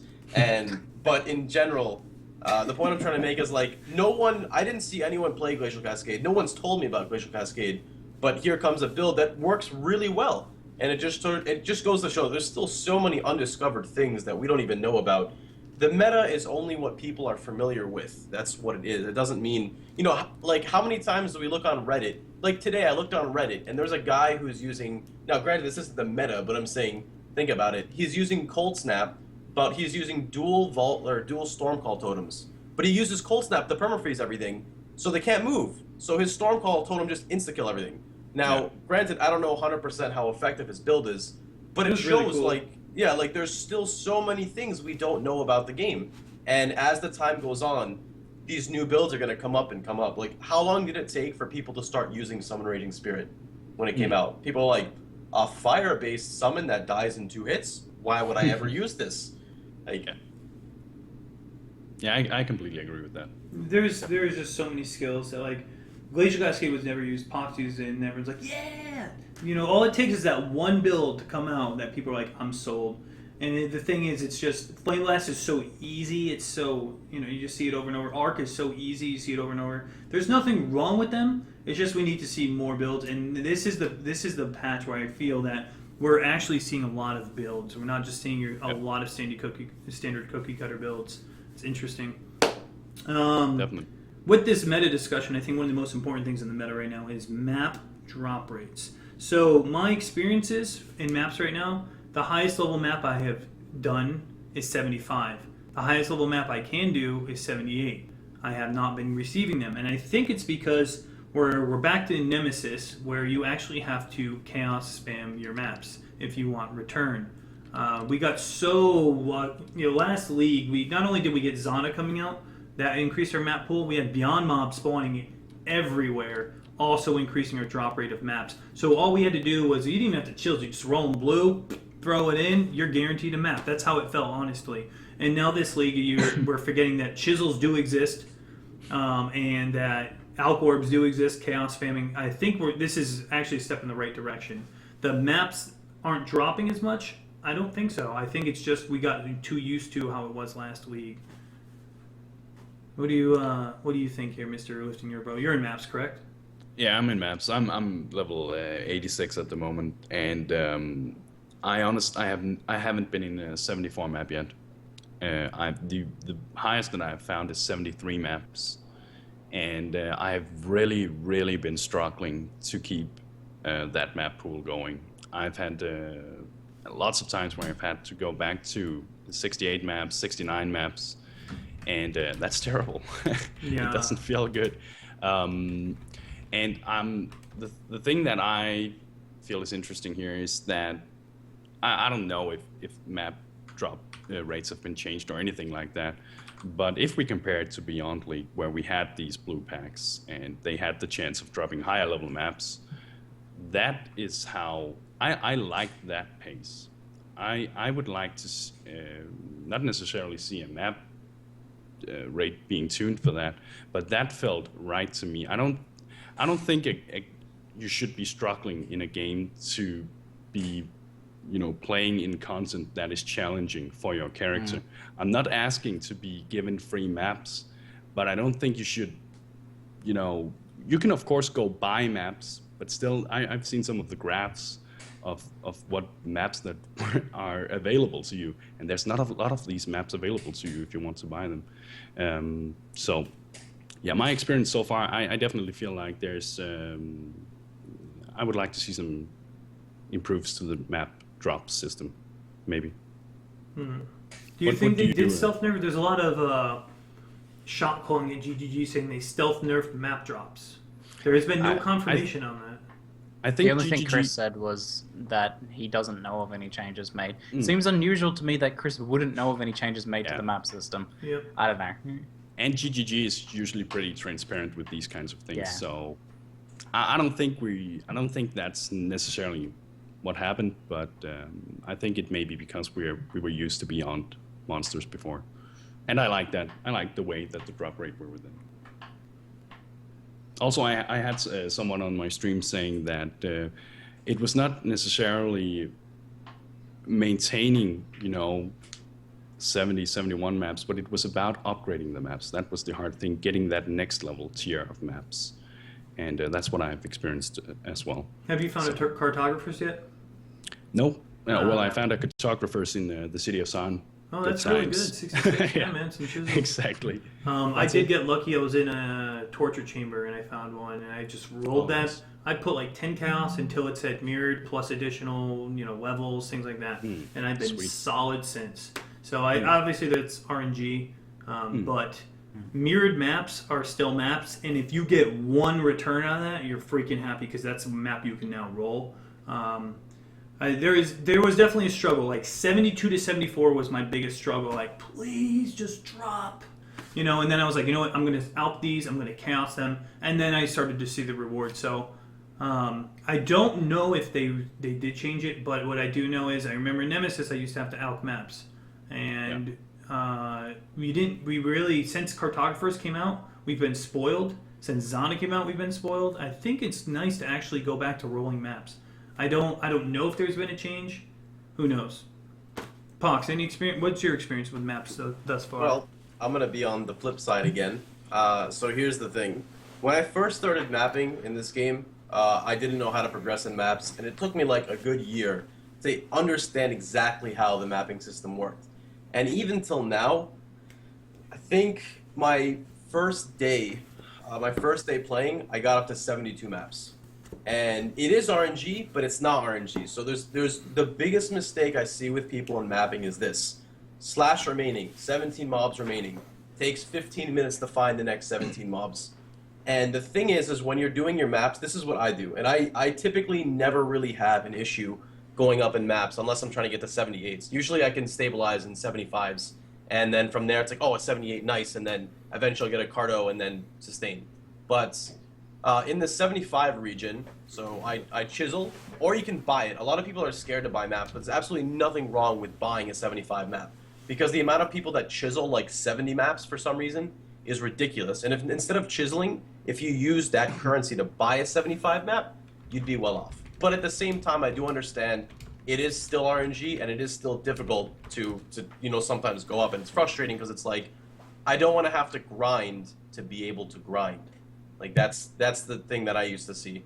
But essentially, I keep rolling my 70+ maps till either I get two of the following: pack size or magic. That's what I've seen the most return out of. I augment. If I augment a non-damage mod or something that's not scary, I regal. From the regal, you can get magic and pack size. When you put it in, if you're down to your last map, you use the fragment pieces, you can get up to an additional 15% quantity, and you run your map. And then immediately, next map, go. Next map, go. And you just keep going, and eventually you're just going to keep getting maps after maps after maps. Because rather than looking for those last 17, you just go on, and you just move on, next map. And I think one other key aspect is knowing what maps to run. Certain maps definitely have more density of mobs than other ones. And even this, knowing what maps to roll pack size and what maps to roll magic mobs on. So for an example, have you guys ever seen, this is mainly for chat if you guys don't know, where you'll see a wall and you'll see one blue zombie. And just one. You're just like, well, where are his friends? And they're not there. And that's because if a pack of mobs spawns, say here's a circle and here's the wall, if that's the pack of mobs and it spawned on the other side of the wall, they don't spawn. So when you're running something like Labyrinth and you roll pack size, and Labyrinth is all like, it's, the area right before Dominus when you're running there, not, where the edge mazes, Imperial Gardens, thank you. They're spawning inside like the little nooks, and they won't spawn. So naturally rolling magic mobs is a lot better in there from my personal experience. And it's little things like that which will allow you to go over the edge, or just knowing like when you hit 66, if you chain run Dunes, you're literally like guaranteed to go up, because Dunes is just, it's like 80% experience, if not more, at level 66. Like it's insane.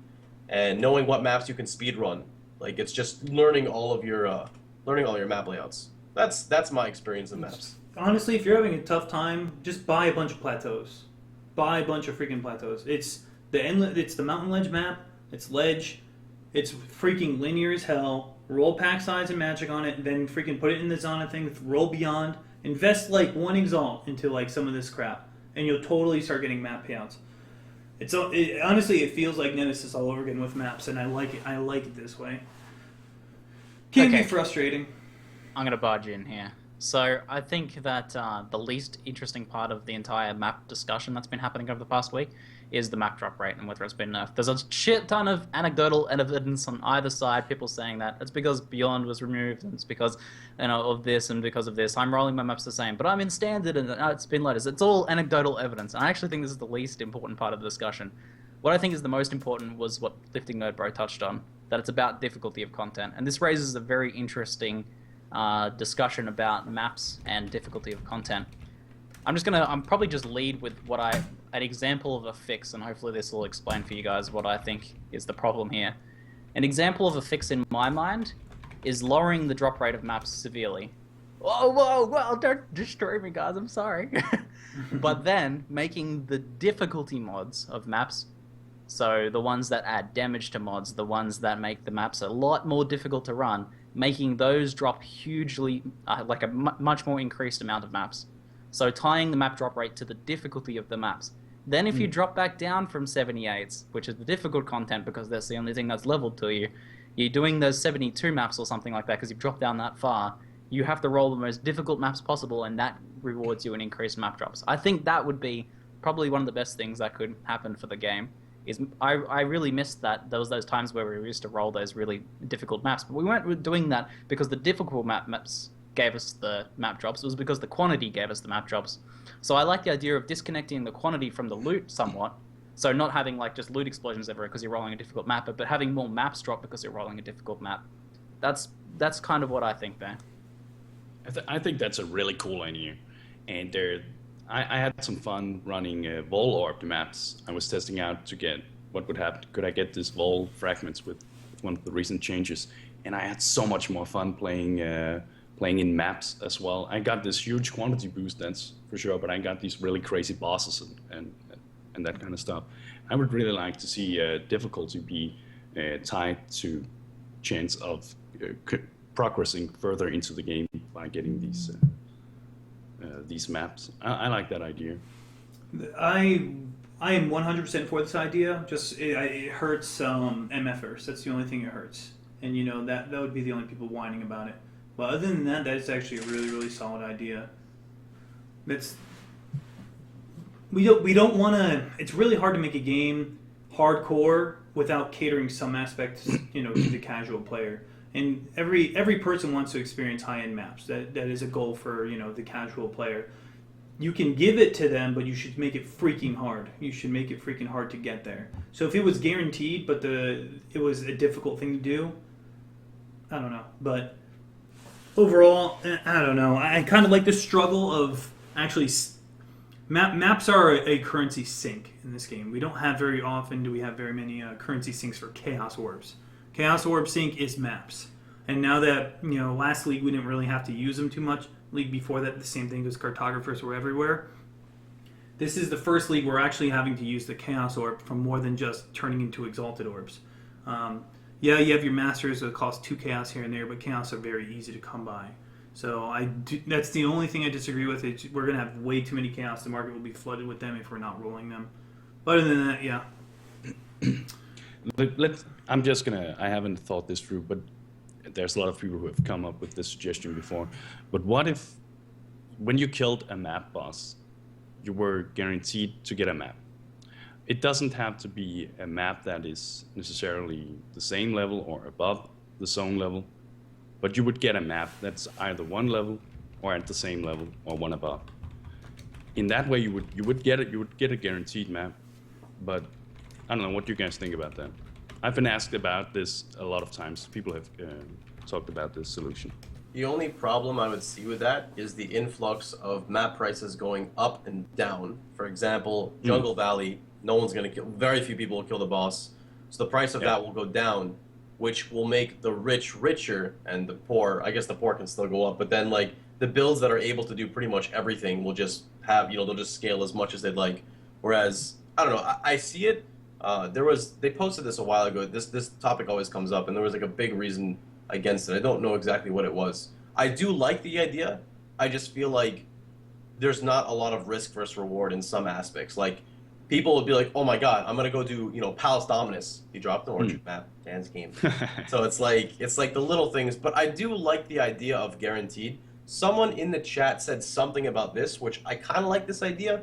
It's like, when you roll a set amount of quantity, you're guaranteed a map somewhere throughout there. So say you hit 120% quantity, a map, a guaranteed one map will drop. Because if you're getting 120%, you have to have some type, you have to have something like minus max, LE weakness, vuln, no regen, something. You're putting Chaos on Zana's thingy, the Zana. Yeah. So I think that's okay. That's cool because it's just you have a chance at a 66 or whatever you're running. Say you're running a 70 map. It can go for anywhere from 66 to +2. And that way it's you're not inclined to run these crazy-ass maps, but if it just so happens to roll 120%, you're like, it's my last map, there's at least some type of incentive now, because you're typically going to get something. I think that's okay, but then again, someone in chat said this, and I just ran over it, and that's about it. All right. I would definitely like to see some kind of way to eliminate some RNG factor in whether or not you're able to progress and experience or going up in difficulty in the game. I don't have the solution to it, but I would definitely like to see some kind of something you will be able to do in order to get a guaranteed map drop. It didn't have to be a good map drop, but around the same level of the map you're doing within maps. If you're doing guaranteed maps, though, it defeats the purpose of rolling them. That's the big deal, guys. We're all forgetting that rolling maps is part of the game. It's a currency sink. It's important. I'm disagreeing with all three of you. Screw it. Well, I like the idea that you still have to roll the maps, but you have to roll them difficult, and the currency expenditure then is in rolling the difficult maps as difficult as possible that you can do still. and then that has the really high map drop who wants associated to with make it. a difficult item level 66 map? You know, that's Well, fine. it challenges But you don't challenge. have- It really doesn't yeah. matter of the level. As long if it's challenged for the order, you know, in order for you to progress, then that's at least better than doing pack size 66 because you've dropped down to 66s where there's no challenge whatsoever. At least it's still potentially challenging. I don't see people going out of their way to roll a 120% quantity map unless it's like a 78. And even then, rolling a 120% map still takes, like, you have to first off get the 120%. Yeah. Like, usually when you have a 120%, it's like, hey guys, you want to run this map? No regen, GMP minus max, turbo. Them chains with Dan's game on hand. that's what I mean. And it's like, I want it to be like, shit, yeah, that's gonna drop me some plus maps. So I'm like, that sounds brutal. Let's do it, man. That's awesome. I want it to be like that. That would be sweet. I'd like that. Like, this map's gonna make me cry. Let's do it. it's like, think about it. Oh! You want something? You know how like you have a box? You know, in lock boxes they have drops a unique item, or Zana Singh will drop a unique item. You can put that on a lockbox. Drops a guaranteed map, but make the map equal to the map you're in. That's not too bad. You know, you can make that pretty frequent. Nothing too crazy where someone would have to invest some currency into that lockbox. Yes, no? No. You can make it 120 for a map, but you can't have it on a lockbox? No, because they remove cartographers because they don't want the idea of maps coming out of lockboxes because it's like, sometimes you can find 3 boxes in a map, run 6 maps straight, find 18 boxes. That's a cartographer. Yeah, but See it's a carto- just one, and you have to roll it to get it. All you need is 1 map. That's it. You need 1 map to get a cartographer box to just scale you the whole way. It should be a risk versus reward. There's no risk in rolling +1 on a box. True. Yeah, I just want it to be more closely tied to challenge rather than time. It's currently very tied to time rather than challenge. Yeah, that's true. Like, I know I need to go grind like 100 lower level maps now, work my way back up. Rather, I'd be like, all right, I need to go farm like 5 very difficult as I can make them maps. Like, you can do that to an extent now. Like, it still gives you quantity, but I'm talking about like making the quantity from difficulty based mods affect the map drops much more heavily than it currently does, even to the point of having to lower normal drop rates. Don't forget, people, you can also put in Tsiri fragments to gain some quality too, or quantity. Yep. Yeah, I do that whenever I something can. people forget a lot about. That's what I said earlier when I would regal and then throw it in as well. All right, Yeah. so let's drop away from the salt mines a little bit, and let's go back to some Q&A. We got Q&A for the next half hour-ish, 23 minutes maybe. What questions do we have, Ziggy? I'll ask the first question. At Pox, opinions on staves. Why are they so good, and do you think they will overturn wands and daggers? Discuss. I'll be Okay, back so in a I sec. think they mean spells, in terms of spells. Well, let me just look at the question really fast here. Okay. Why are they so good, and why do you think they'll?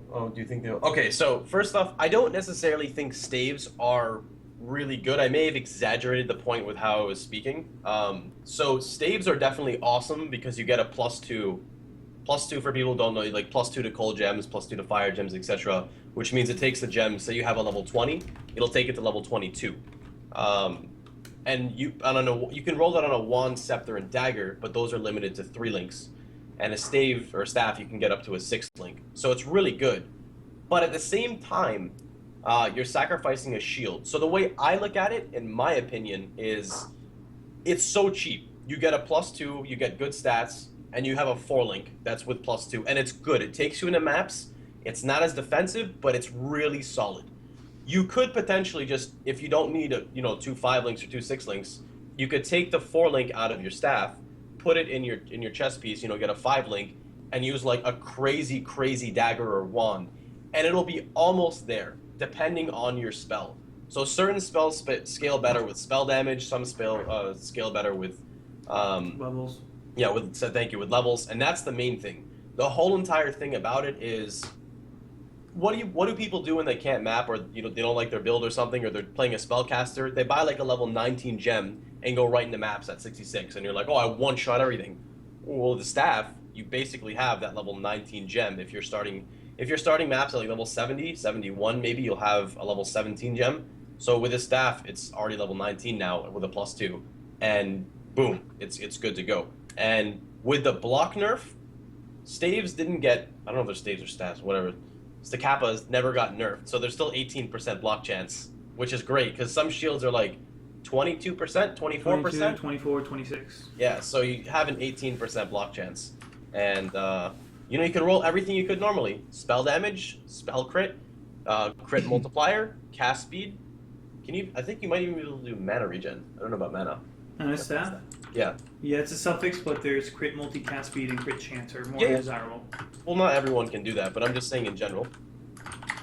So, with +2 staves, I don't know what the market's looking at right now with them, but they are pretty cheap. They removed shields. People were at the beginning of the lead spending 1 exalted on a Joffrey's helmet because it gives +1 to all.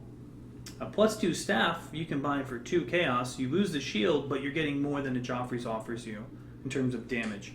You can always say, well, you could put an Empower in your Joffrey's. Well, I don't have to put an Empower in my staff to get the +2, and I get to have the 4 link still. So Joffrey's, they always sell for a ton when you could just use a +2 staff. That's my take on it. Next question, please. From Chasu Bao, I probably didn't pronounce that correctly. Pox, what do you think about the current state of trappers? Another Pox question. Is there any room in the meta for bear trap and lightning trap? How would you change things up to make them viable? Well, let's see. As for for bear trap, it really depends on your spec. So, for example, if you're doing any type of trapper with fire damage, you're probably going to proliferate some type of ignite, which then opens up flame surge trap, which requires absolutely no dex, and that's really strong. So that kind of replaces bear trap, but I think bear trap still has its purpose in other ways. So like there are trappers that don't use fire trap. They do like some type of arc setup, and they're all about shock stacking. And in that scenario, they can use bear trap because they're going crit. And it's just like a big hit of crit multi on a physical hit that gets amplified by the shock stack.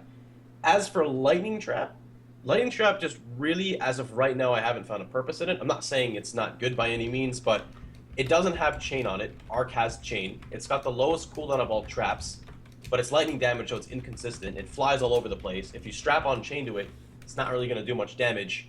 You know, quality on even Shock Nova. I used to use Shock Nova and Nemesis over lightning trap because Shock Nova had, I think, what's quality is shock duration and shock chance. I think it's something along the lines of that.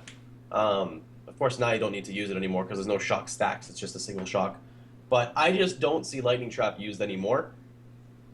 I used it for leveling. It was okay. I don't know exactly what they could do with it just because of the way lightning works.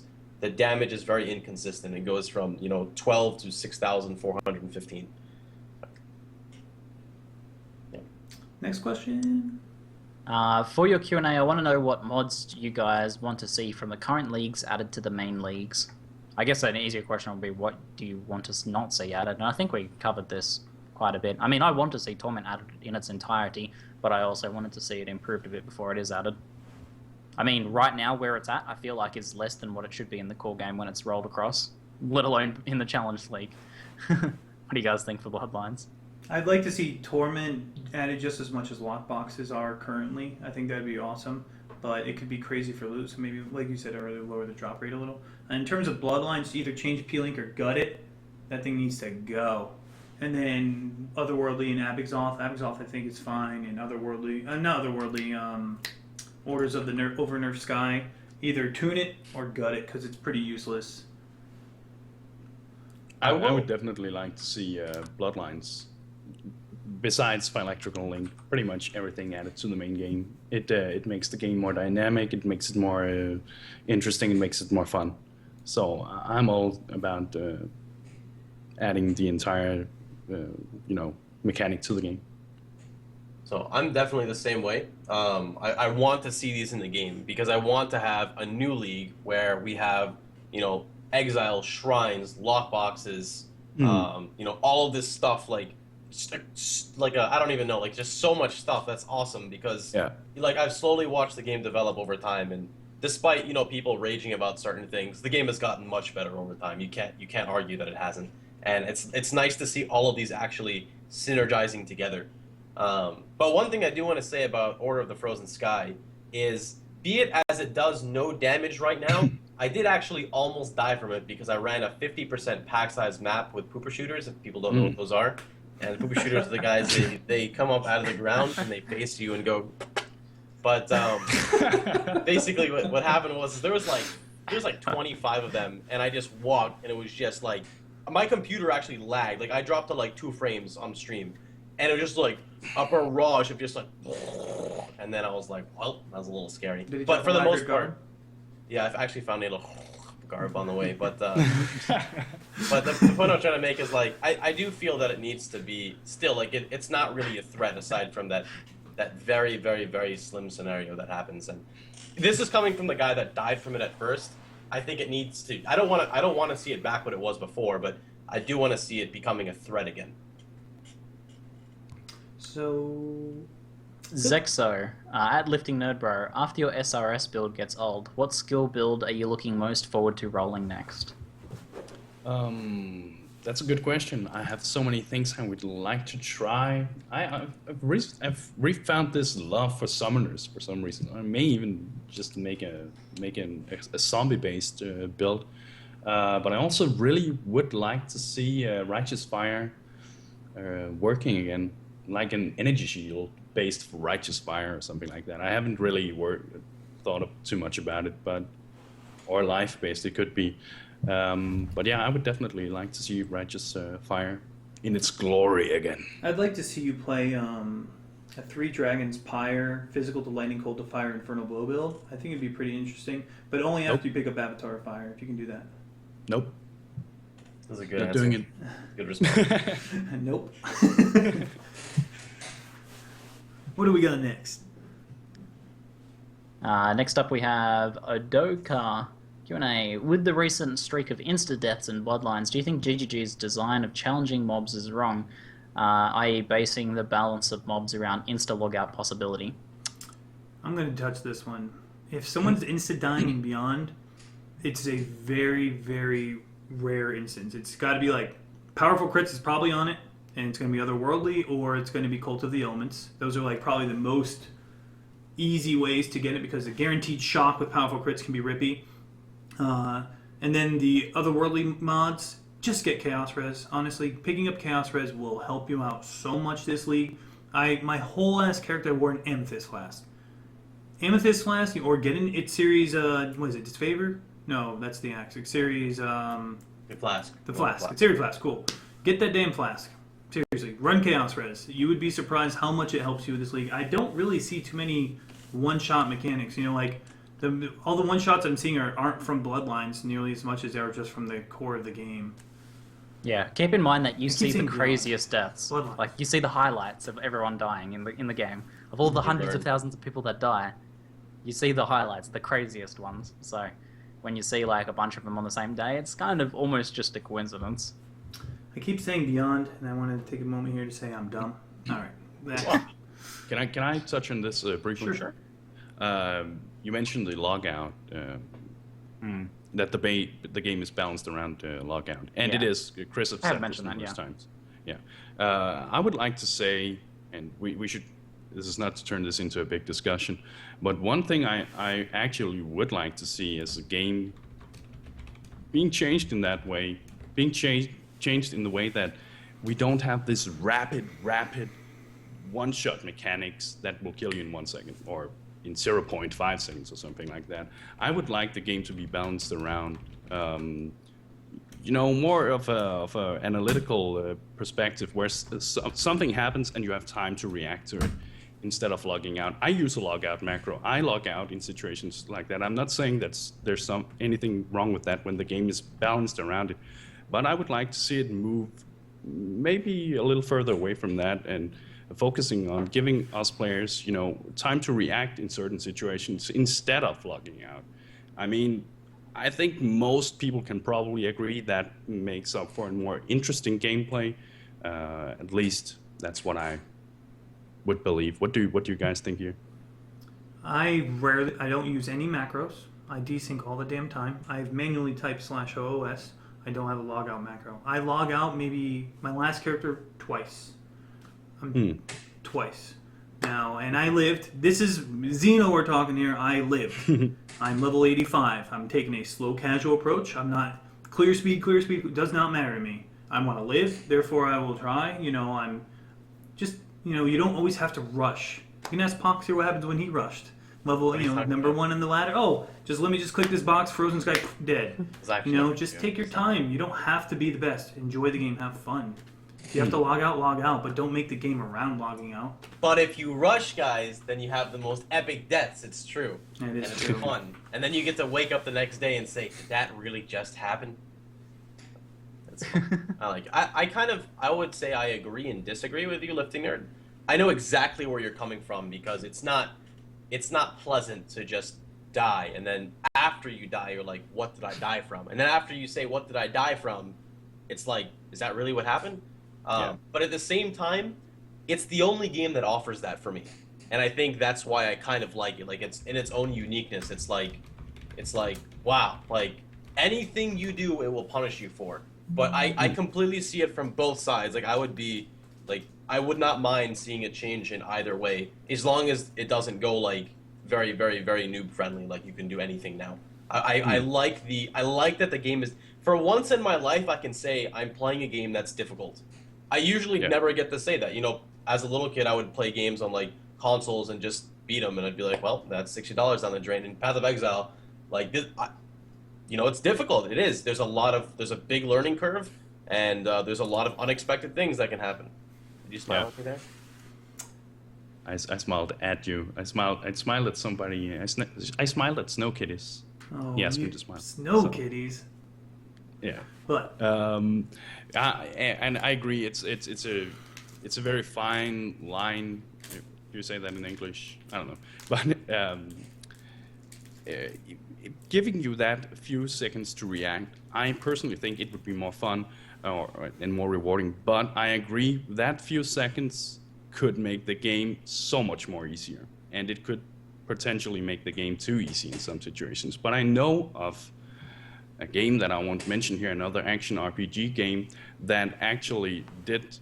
They had these really one-shotty mechanics going on, and they decided to remove those, nerf some of that really spiky damage. And I know that was a really big success for a lot of hardcore players in that game.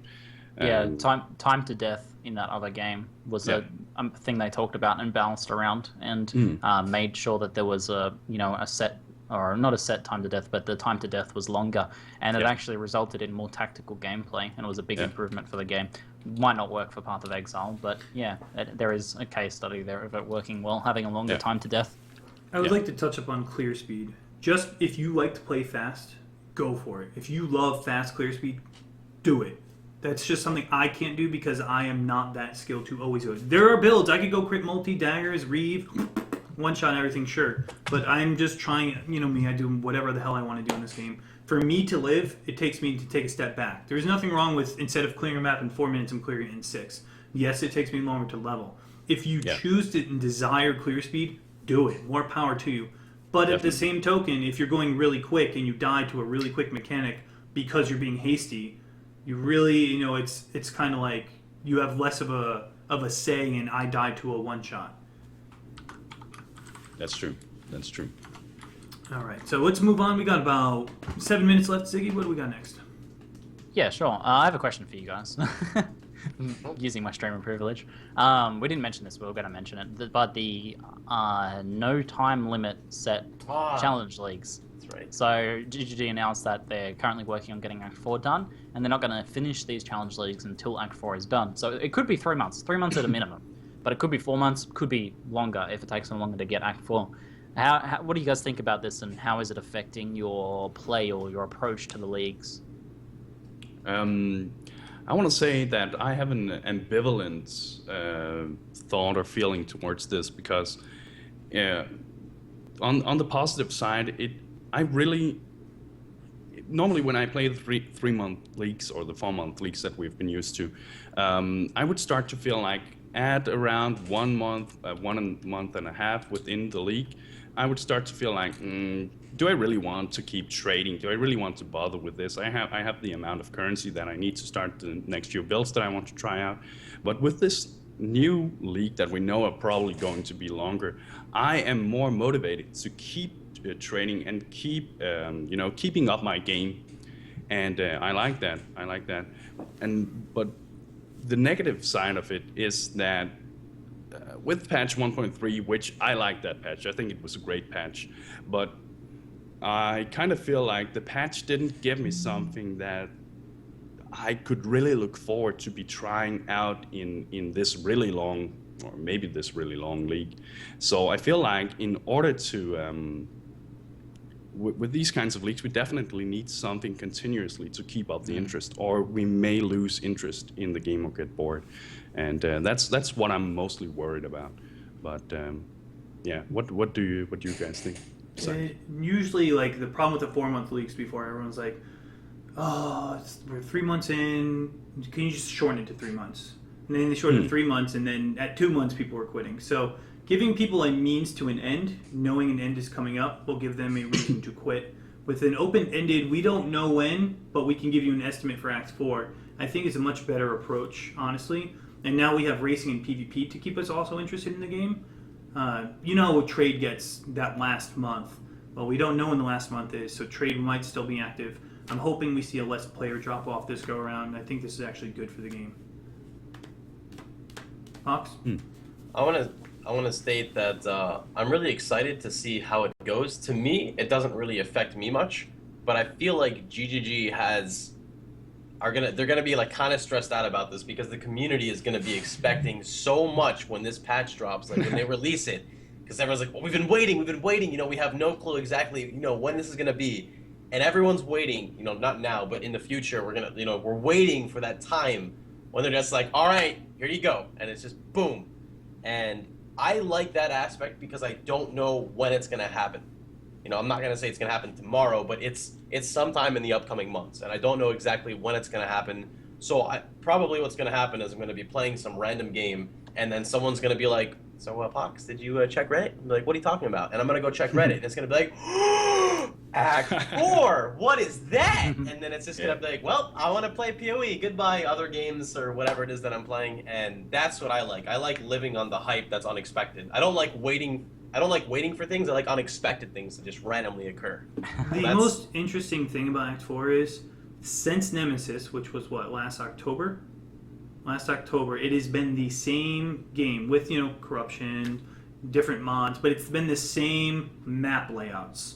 Act 4 is going to bring in a slew new bosses, new mob types, new maps. This is huge. We're all crying maps right now. We're going to get more maps probably added into the game. You don't invest that much money just to make Act 4 and then not introduce it in maps too.